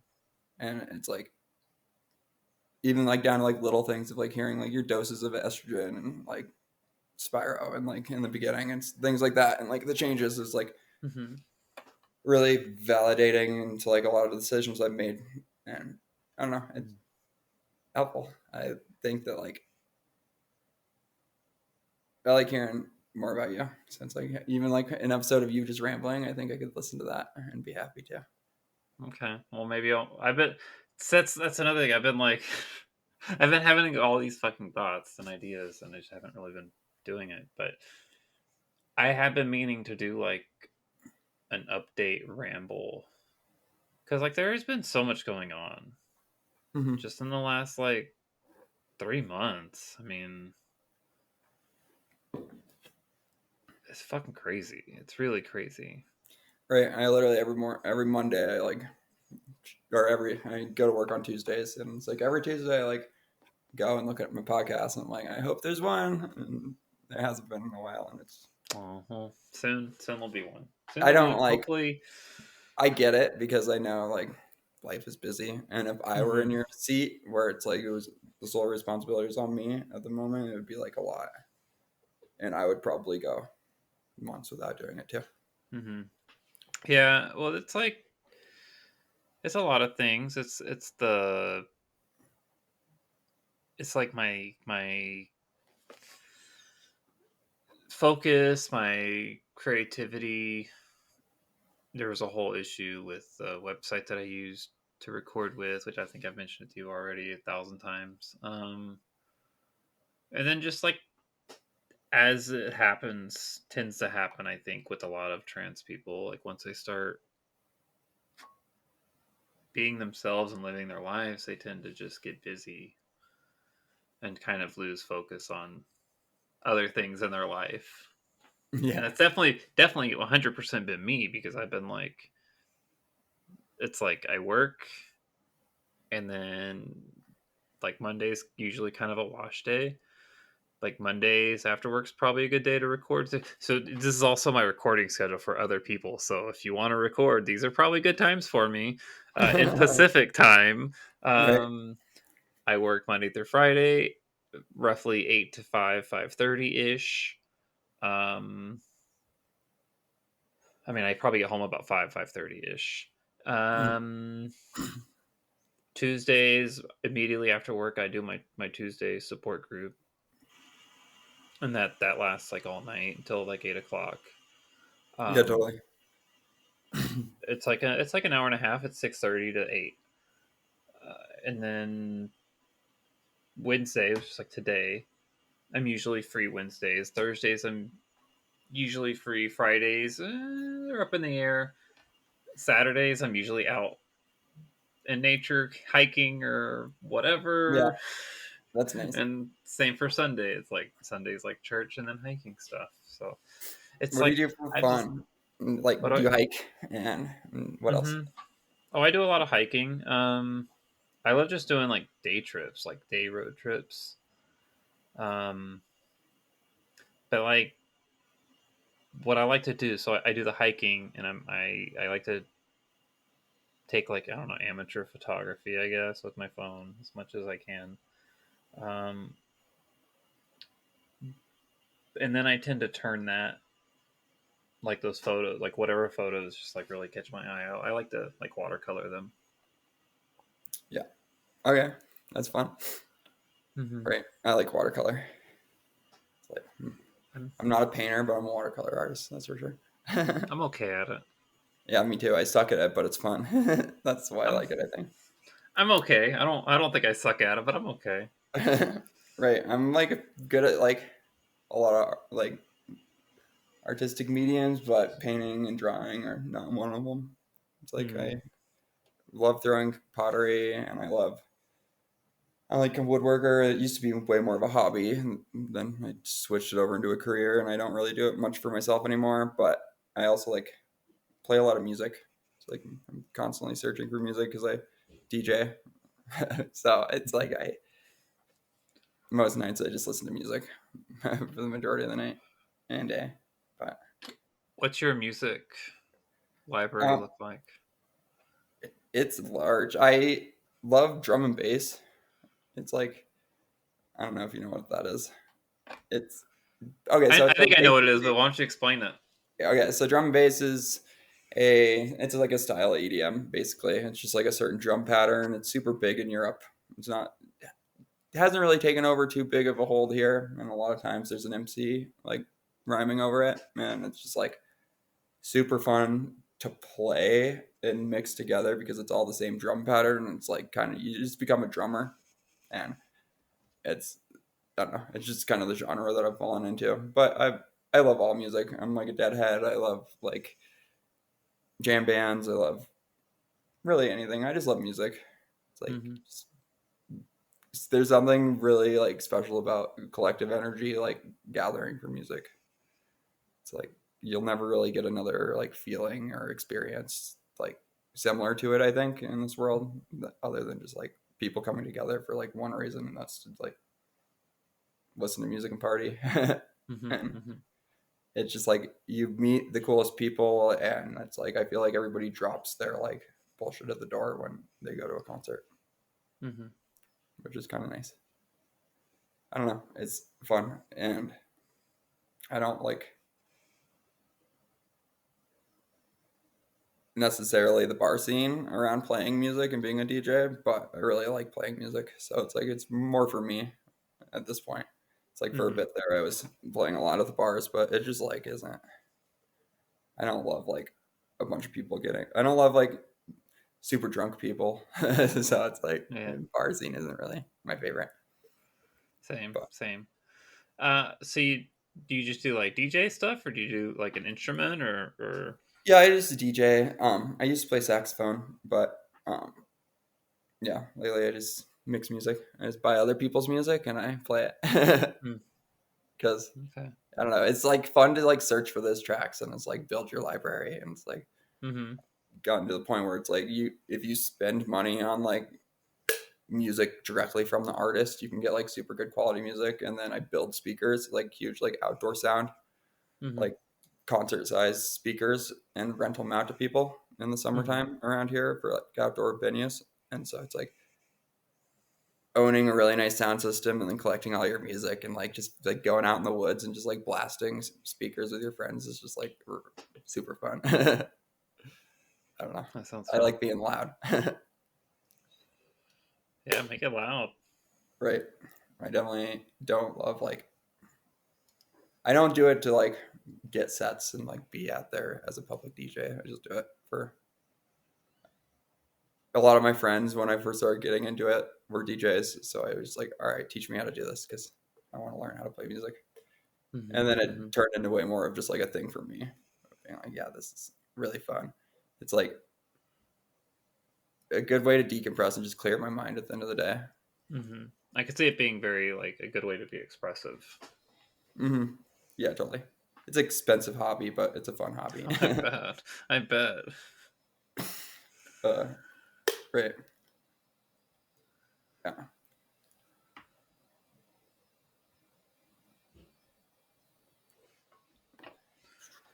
What else? I had a question. I'm just curious. I never really got back to my follow up. What would you like to see out of the podcast? Okay, so like I was saying, I'd like to hear like your rambles here and there more, I think. Okay. Even if like you didn't have an episode to present to everyone, I feel like even like 15 minutes of you just doing a verbal diary or like journal it would be nice.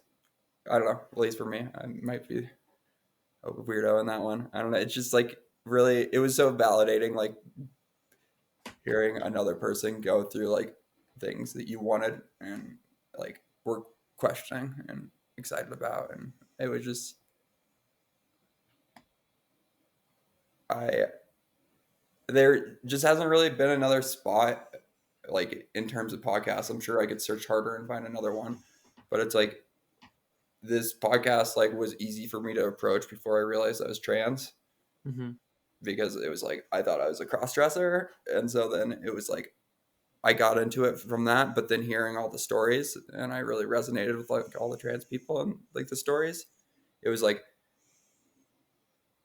an easy way to approach a podcast when you're questioning things, but at the same time, it's like such a nice.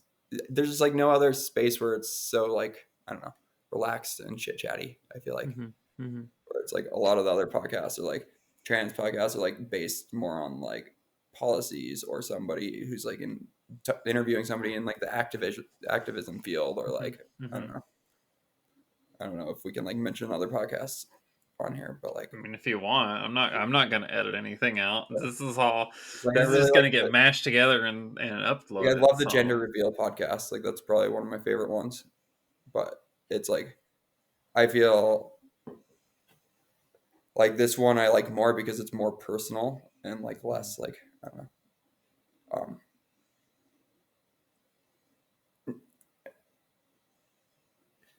it's more about people's experiences and less about like the active problems with like Mhm. the community. I get that. Or That's one thing I like about this podcast too. So, and I definitely want to like, I want to continue on that route because that's really that's where I find like value and just a lot of great things from is just hearing people's stories and right, it's like when I was thinking about coming out, I was like looking for a podcast of like people's coming out stories for a really long time. So speaking of that, there's another one. There's another person that I want to talk with. Nice, Or they've already agreed to record this, so it's just a matter of doing it. nice. It's this older gay gentleman. He's not like super old, but he's like definitely older than me. Really tall, very loud, really funny. Ooh. But he was like, he's like from like the South, like I am, just like not a great place to grow up, and he like lived this like life of hiding and not being themselves, and they like finally moved and they like found themselves and was able to be themselves. So they're like fuck this, I'm never going back in the closet, like I can never do that shit again. So like I'm like seeing all these similarities and I'm like, okay, cross-dressing, sexuality and gender, so that counts. Yeah, right. I like it. I think that if it was more consistent, it would be perfect. You know what I mean? It's like, Mm-hmm. and you've like really gotten a lot better at like interviewing, like Well, from thank when you you. first took it over. It was like the first episode you took over. I was like, I don't know if I can keep listening to this, and then you rapidly got better quickly. And I was like, all right. I quickly stopped thinking that way again. You know what I mean? It was like I was such a fan of Giselle, and then, but honestly, I feel like I was excited to actually be interviewed by you Oh, because I feel like, I don't know, I like your energy and I like the way you approached like a lot of thought processes. You're just really cool. well, thank you. I just show Yeah. up. I don't prepare for this. I just show up. Dang. Okay. Yeah, I definitely I have a lot of ideas and a lot of things that I want to move forward. It's just a matter of doing it. That's really what it boils down to. Yeah. And I'll definitely try to put more effort into to maybe doing some more like solo ramble stuff because that has definitely been on my mind, and that's definitely content that I myself can maintain, because that's one difficult thing about this type of podcast. That's very dependent on people's stories and conversations, and Yeah. sometimes it's difficult to manifest or just make the times work out or whatever. Yeah, totally. Right. Do you have like a lot of people hitting you up? I was like very unsure about it when I was first hitting you up. I was like, I don't know, like if there's like a wait list or like how you Um, do it, or if like how often you record. I was like, I figured it wasn't much because of the posting, but it was more. yeah, it comes in waves. I feel like, like I feel like I probably have like two other people currently that have reached out to me to record something. Um, and then all the other people on top of my head that I want to record with, but that's a whole other thing. Um, but I think it comes in waves. But if anyone wants to record, reach out. We'll record. We'll make something work. If you're around LA, even better. We could do it in person. Right, that would be cool.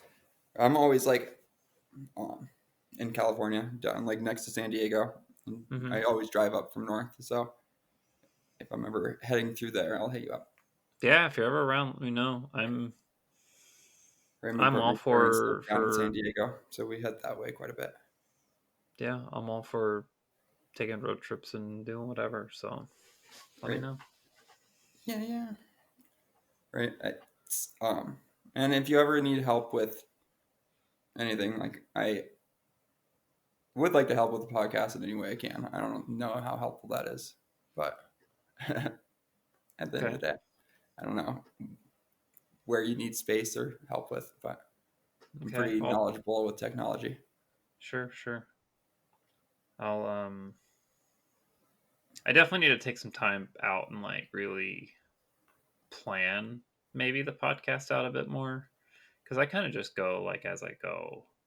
Mm-hmm. But there are a lot of things that I would love to do and that I just haven't really done much about. Like, I don't know if you've noticed for any of like the promo stuff, it's still all Giselle, and Giselle's Yeah. definitely a huge part of the podcast. There's no doubt about that.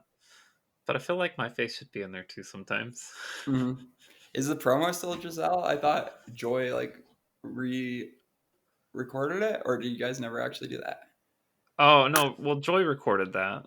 Yeah, that was live on air. What? Okay, so but you haven't used that one in like the promo. I honestly No, can't I use remember. it all the time. That's my favorite one to use. Right, it's got right. Better than me adding my own intro in. I mean, that's like been one of like the more memorable favorite episodes. It's like that one was really made me giggle a lot. Yeah, Joy's great. I really love Joy. Hope Joy's doing good. Right. Dang.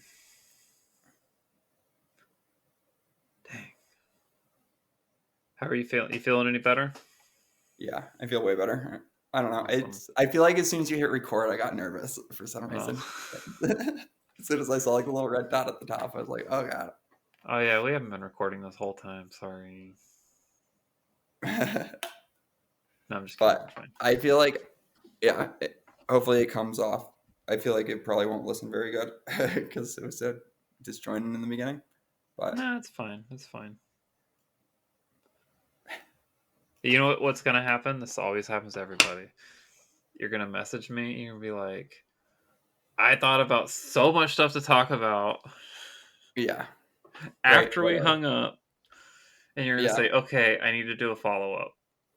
hmm So much has changed in the last 3 months. right, Guaranteed. guaranteed. I feel like a lot. If I did it 3 months ago compared to now, it would be different too. Right. One thing I could talk about was I recently met my partner's parents again for the first Mm-hmm. time, and so that was went over to like see them for Thanksgiving, and that was interesting to see like her whole family. As myself, it was just like a weird new dynamic. Like her Mm-hmm. dad is 80, so it's like he's old and I don't know, stuck in his ways, and it was very good and bad. It's like every misgender that happened there was like probably some of the most painful ones I've ever had, Mm. and they caught me off guard in a lot of ways because for some reason they'd only happen when everybody started drinking, and then it's like Mm. it started to slip, and then no one would correct themselves, and it just like started to get to me, and just being Trick in a zero. different state away from like I don't know family, it was just like hard, but it went well, and I was really proud of myself because I was so nervous for that. I don't know. It was like I I don't know, I like felt like I had all these expectations of like they really loved me as a man, Mm-hmm. and they're older, and I just didn't know if they'd fully understand or think like I'm still good for their daughter. Mm-hmm. And but I'm proud of myself for like going and like getting over all that stuff because like at the end of the day it's like people can feel however they want to feel because I feel great. Mm-hmm. Like Mm-hmm. so it's just like the more I remind myself of that, the easier it gets to just like jump headfirst into any situation. Because at the end of the day, it's like everyone can screw off. Fucking sure. Do you run into a lot of like situations like that? Like where you just have like that like severe anxiety before Yeah, going in? Is yeah, I that do. like is that like a frequent thing? Yeah, I'd say, but I've always kind of suffered from that. If anything, it was worse when I was like a man. It was Mm-hmm. very uh, uh, I don't know, social anxieties. I've always been like the super shy one in the room who like really won't say anything to anybody until I'm talked to or I feel Mm-hmm. comfortable. And like a lot of times it'll take like literally like 3 weeks of me hanging out with somebody every week for like me to actually open up a little bit. But since Mm-hmm. I've like come into my own and starting to realize like who I am, it's less scary because like Mm-hmm. I know I'm interesting and I know I'm like worth spending time with. So it's like where before it's like I felt so I like looked at myself in such a little light. I don't know. I just didn't think I was special or cool, and I was like very I don't know, closed off. And in a lot of ways like I was weird with a lot of women in my life because I had never wanted to come off as like the creepy person, a creepy dude. So it's like in Mm-hmm. a lot of ways I would just like not even just be like so quiet that I'd never even like make a relationship with them. So it's like it's been really fun and awesome to like come out as myself and like feel more comfortable with like hanging out and talking to the people I want to talk to and like Mm-hmm. complimenting people and like us being less in my head about like what other people are thinking about me because I'm sure my thoughts in my own head are way meaner than anything anybody else is thinking. 100%. But I, that really related to me because I know I never really had like a lot of female friends through really my life until recently, until coming out. And I think a lot of it was like because I didn't want to be that creepy guy, even though I kind of was. yeah, Right? Yeah. It's like such a weird shift going, all right, so I was like a mediocrely attractive like guy for the longest time where it's like I didn't think I was hot. I didn't think anybody would like really into me because no one ever really was because I was never actively trying or had confidence in myself. Mm-hmm. So it's like the lack of confidence and then not trying and then not wanting to be creepy. It's like I just couldn't pull anybody and I thought no one would ever look at me because they really weren't because I was so quiet. I don't know. But now like this weird shift of becoming like a fairly hot girl, it's like weird to have like the attention and the eyes like on you now. It's been a weird shift. And in a lot of ways I really like it, and in a lot of ways I really hate it, and in a lot of ways I've really realized how creepy guys are. And like it's like I don't know. It's just different. It's like such a weird shift to go through Mm-hmm. in your head of like just I don't know. I think the first time I was at a bar and like was asked somebody asked me to buy a drink, I was like so like like no. Because What I've just never been in a situation like that. It's like is this for free? Are you expecting exactly. something from this Yeah, drink? my brain went to be like expecting it, and then it's like over time, like my partner is like, always take that drink. And always go to the bar and make sure you see the person have the bartender hand it to you, but always get the drink because you don't owe that bitch anything at the end of the night. It's like it's a free drink, and they can Mm-hmm. buy it for you if they want. Yeah. Mm-hmm. So Yeah. it's like it's been really, I don't know, great coming into like my own in that sense of like being like I I don't know. It's just like all my social anxiety is kind of like starting to just disappear. It's like don't get me wrong, it's still there, but I get super nervous like in situations like this at the beginning. It's like I get Mm-hmm. nervous, but it's easier for me to like actually let my guard down now Mm-hmm. and just be myself. It's like I don't know. I'd say the one thing in like public situations that I'm still struggling with is my voice. Mm-hmm. It's like it's just like so weird and awkward because sometimes I try because I don't want to just like immediately just out myself because I feel like that's one thing that really on a good day it's like that's the thing that's gonna out me.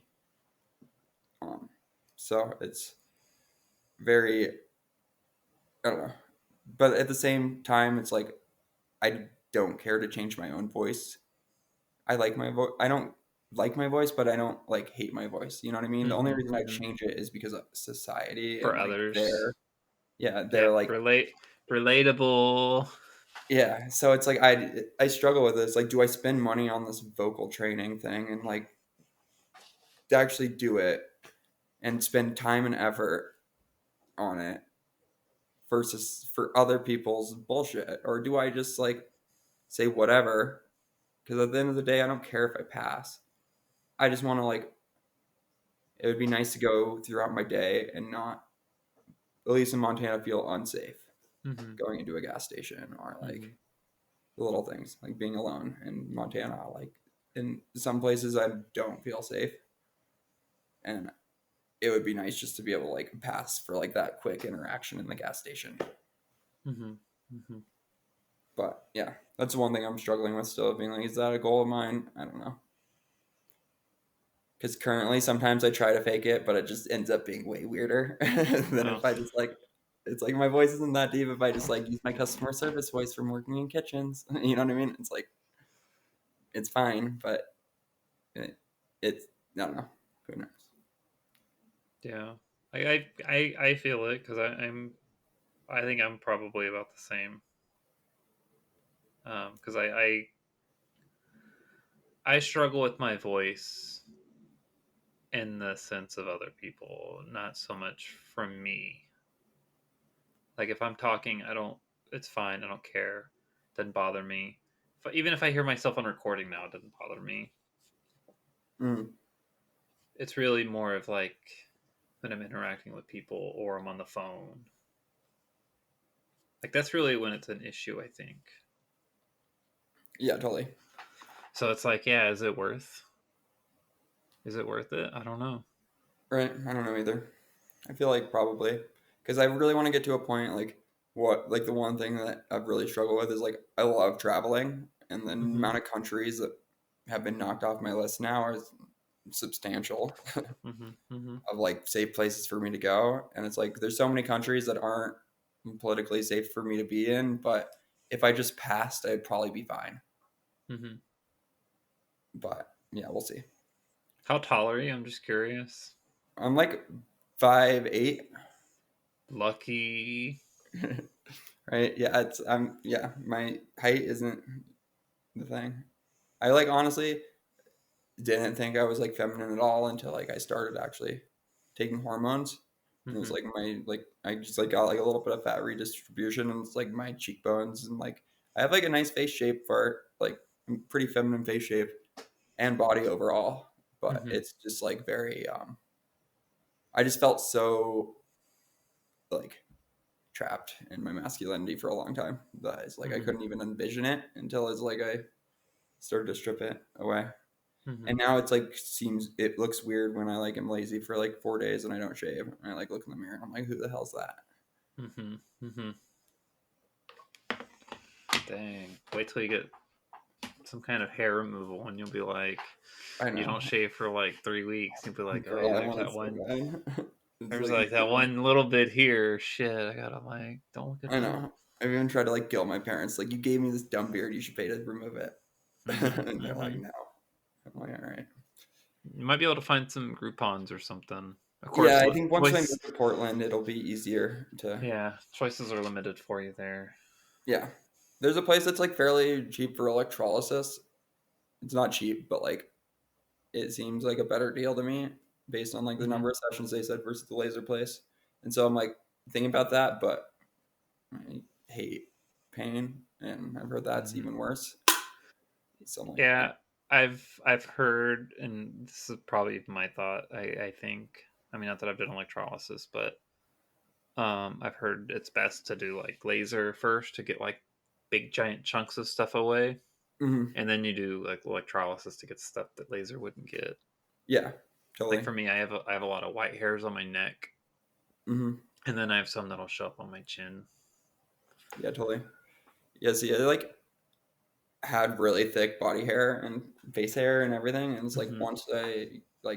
once my levels got up to like normal cis levels of estrogen, it's like my body hair like basically disappeared. I don't know if it was because I was shaving it so religiously for so many years, or if like it. I don't know. It's like now it's like I don't. I used to get really dark, thick chest hair, and now it just like grows in like little peach fuzz, Hmm. Hmm. and it's like I deal with it maybe once a month, and that's about it. And it's like that has been such a big relief. If only that would happen to my face, but Oh, I whatever. know, I know. If only. I know I've had a lot of regrowth come in, like right around here on my what I don't know what that part called, crow's Yeah, whatever. right. Yeah, I have the same thing. But it's been growing back. It's been coming back. Really? That's cool. Mm-hmm. Mm-hmm. There's little baby hairs there. You just Right. can't see them because they're babies. Yeah, there's another thing I like took a while to like get okay with was like I don't know, pulling my hair over like this when I'm like wearing it and like having that part show. I was always super self conscious about it. But over time, like realized like some women have that hairline too. It's just not as like Mm-hmm. pronounced. Mm-hmm. Some bronzer up there hides it, so whatever. Yeah. I just let them see it. I don't care. It's Yeah, there. right. For a while, I was like learning how to like do my hair, and it's like that's the one thing I struggle with a lot is my hair. It's Mm. like I've always had long hair, but it's like I saw this meme the other day. It's like trans girls always be walking around like a swamp witch with their hair in their face, and it's like so true. I'm always like, I don't know how to like have my hair like a cute girl. You know what I mean? It's like hard to like keep it there and not be like, "Brr," and then it's just like, Mm-hmm. Mm-hmm. Same. I don't know. I don't know how it works. I don't know how hair works. yeah, I don't The other either. day, my friend has been really getting me to try to like curl my hair more.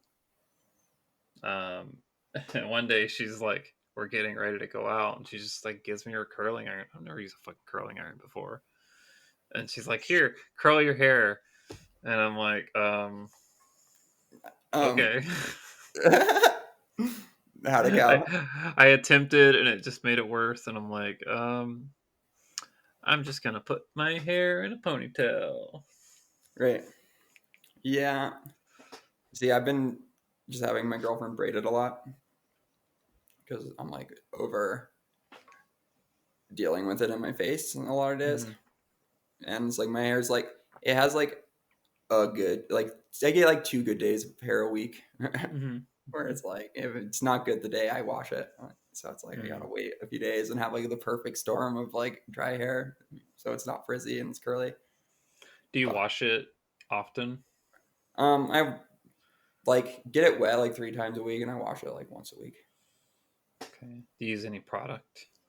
Yeah, I use like I have like wavy hair, so it's like I use like some curl products. I use like a curl cream when I get out of the shower and like a styling gel while it's wet, and then I'll use like an oil like day 2 to revive them.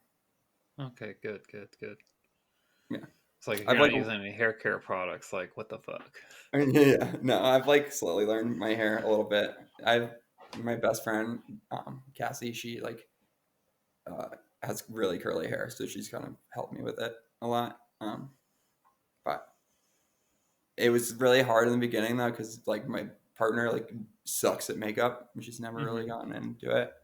It was like she can do her own face, but she's never been one to be like foundation or like anything beyond just like some eyes.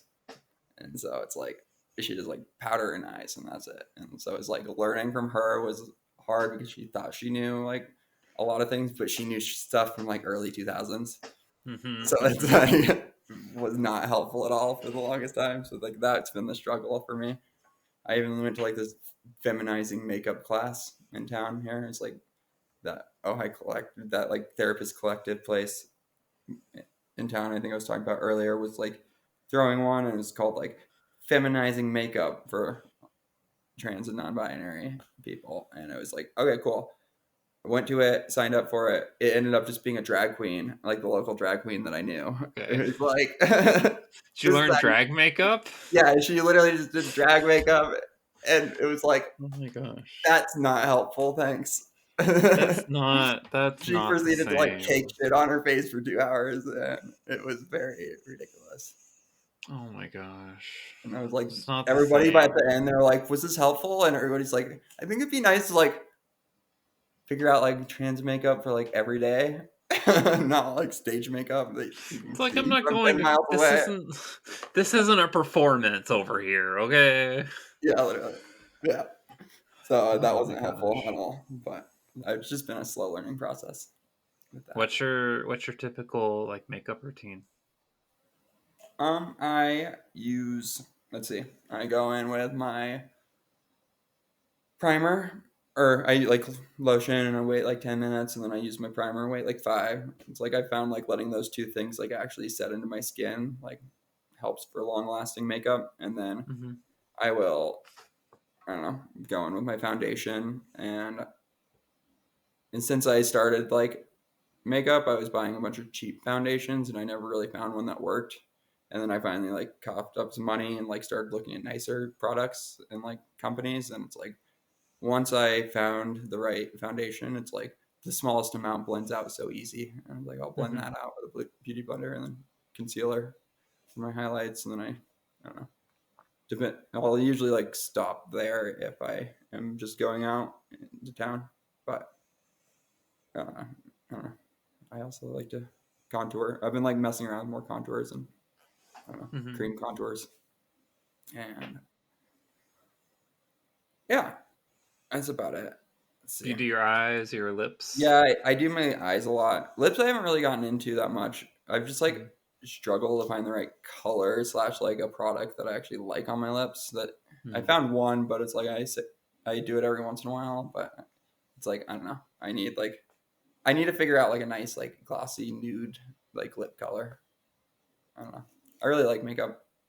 Like spent a lot of time on it, and a lot of time like just in my bathroom for like a year to learn eyeliner. I would just like put eyeliner on in the mirror right before I got in the shower, so it would just like wash off immediately. I bought like some shitty eyeliner that wasn't waterproof, and just like would do that so I could like practice a wing because I have hooded eyes, so it's like it was hard to figure that out. But I don't know. I think makeup's like such an easy way to like perfect your face, and like it's really an easy way. Like you can look however you want, really, with it. It's like to some Mhm. degree. It's like you can really. It's the things you can change about the shape of your face is kind of crazy, which is Oh like yeah, a little bit of practice and a lot for of money. sure, for sure. I'm over here doing my minimal makeup, I'm like just my eyes and my lips. I'm like I'm out the door. Yeah. See, So you usually I've go gotten for good at like it. a I do like a full foundation look with contour and like then I set it with setting spray. That's like a huge step, and baking Mhm. it afterwards. And it's like it if I do it, it takes me like 12 minutes to do my makeup now. So it's like Good. I've gotten a lot quicker at it. Like this one was like 10 minutes. I was like running super behind tonight. So I'd Oh, worked this don't worry. morning and then I went to like this queer coffee thing down in Bozeman in town Mhm. Mhm. with this friend that I just met on New Year's. I met her at a bar and they are non-binary, trans, and just coming out just like I am. So it was really nice to like catch up. I like meet them and like actually go have a coffee with them That's tonight. cool. Yeah, That's cool. How was so they're that? Was cool. that a good time?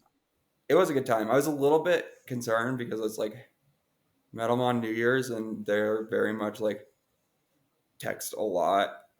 Is like sometimes I'd like be texting back and forth with them and then I wouldn't respond for like 20 minutes at work and there'd be like 8 messages and like a whole like sheet of stuff. I'm like, are you gonna be Mm-hmm. crazy? Like, please don't be crazy. It's like I really want like another trans friend because I have nobody around me here that understands what I'm going through. So it's like I really have been looking for one and like I don't know, I just haven't connected with anybody, but she seems cool. We'll see. Well, Yeah. for whatever it's worth, you can always reach out to me. I know it doesn't take place of a in person or support or any of that stuff, but feel free to reach out. No, this has been super fun and helpful. Like, I don't know, it's always great to. It's like relieving to talk to someone who like understands the struggle. Because it's like I can talk to like my best friend, but she's cis and she doesn't really understand. And I can talk to my partner, but they're my partner, and there's some things like I want to talk to like that she doesn't quite understand. Mm-hmm. Mm-hmm. But I don't know. She's also been that support system. Yeah, That yeah. has been super Well, good. it's good to have. It's good to have. I'm glad you have some because some is better than none. Right. Me too. Because yeah. Right. We'll see. I feel like time will only tell like who I become and what changes from this point. But I Mm-hmm. don't know. I really like this podcast because it's always like a little snapshot of people's like thoughts and moment in like that Mm-hmm. exact moment. And then when they come back on, if they do, it's like very different usually. Oh, I know. Lily, the latest one, three-peat. She's on three times. Yeah. Right. That is good. And I'm pretty sure she wanted more. And I'm like, let's spread it out some. Let's spread it out some. All right. Come back in a year. Yeah, let's see how you're doing in a year. Right. Yeah. Well, I guarantee you, in 3 months, probably not even 3 months, you're gonna be like, I have so much stuff I want to talk about. I have so much stuff I didn't say. Guarantee Yeah. it. Guarantee For it. sure. Right. I probably will. But yeah. And yeah, I'll definitely hit you up if you ever want your tarot. And I'll hit you up to read your tarot soon. Maybe we I'm can kind of tired right now. maybe we can record the tarot reading and Okay. post that to the Cross YAAS. That sounds fun. Have a Right. Cross YAAS tarot corner. Right. You can put it on Patreon and then people have to pay for it. Ooh, I need to make more Patreon stuff. Cool. Well, dang, we're about at the 2 hour mark. Cool. I need to eat dinner because I haven't Yeah, eaten so dinner do I. yet. Before I, well, no. Before I close it out, I just want to ask you if you had anything that you'd like to share or ask, or anything that's been on your mind that you'd like to bring up, or I would ways just people can like to, find you, whatever. yeah, I'd just like to say and ask, like, everyone would be super kind to themselves. Like, if you're going through anything with gender, it's hard. And we don't deserve to be like, we're our own worst critics and we don't deserve it. And I'm on the Discord if anybody wants to reach out, and I'm here. And yeah, I like talking. Cool.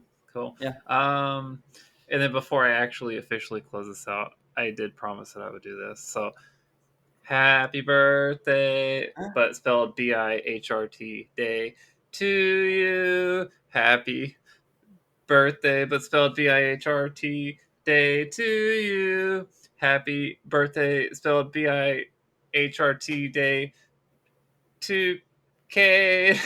I've already messed up the thing. But happy HRT birthday to you. I'm so happy for you. Thank you, Billie.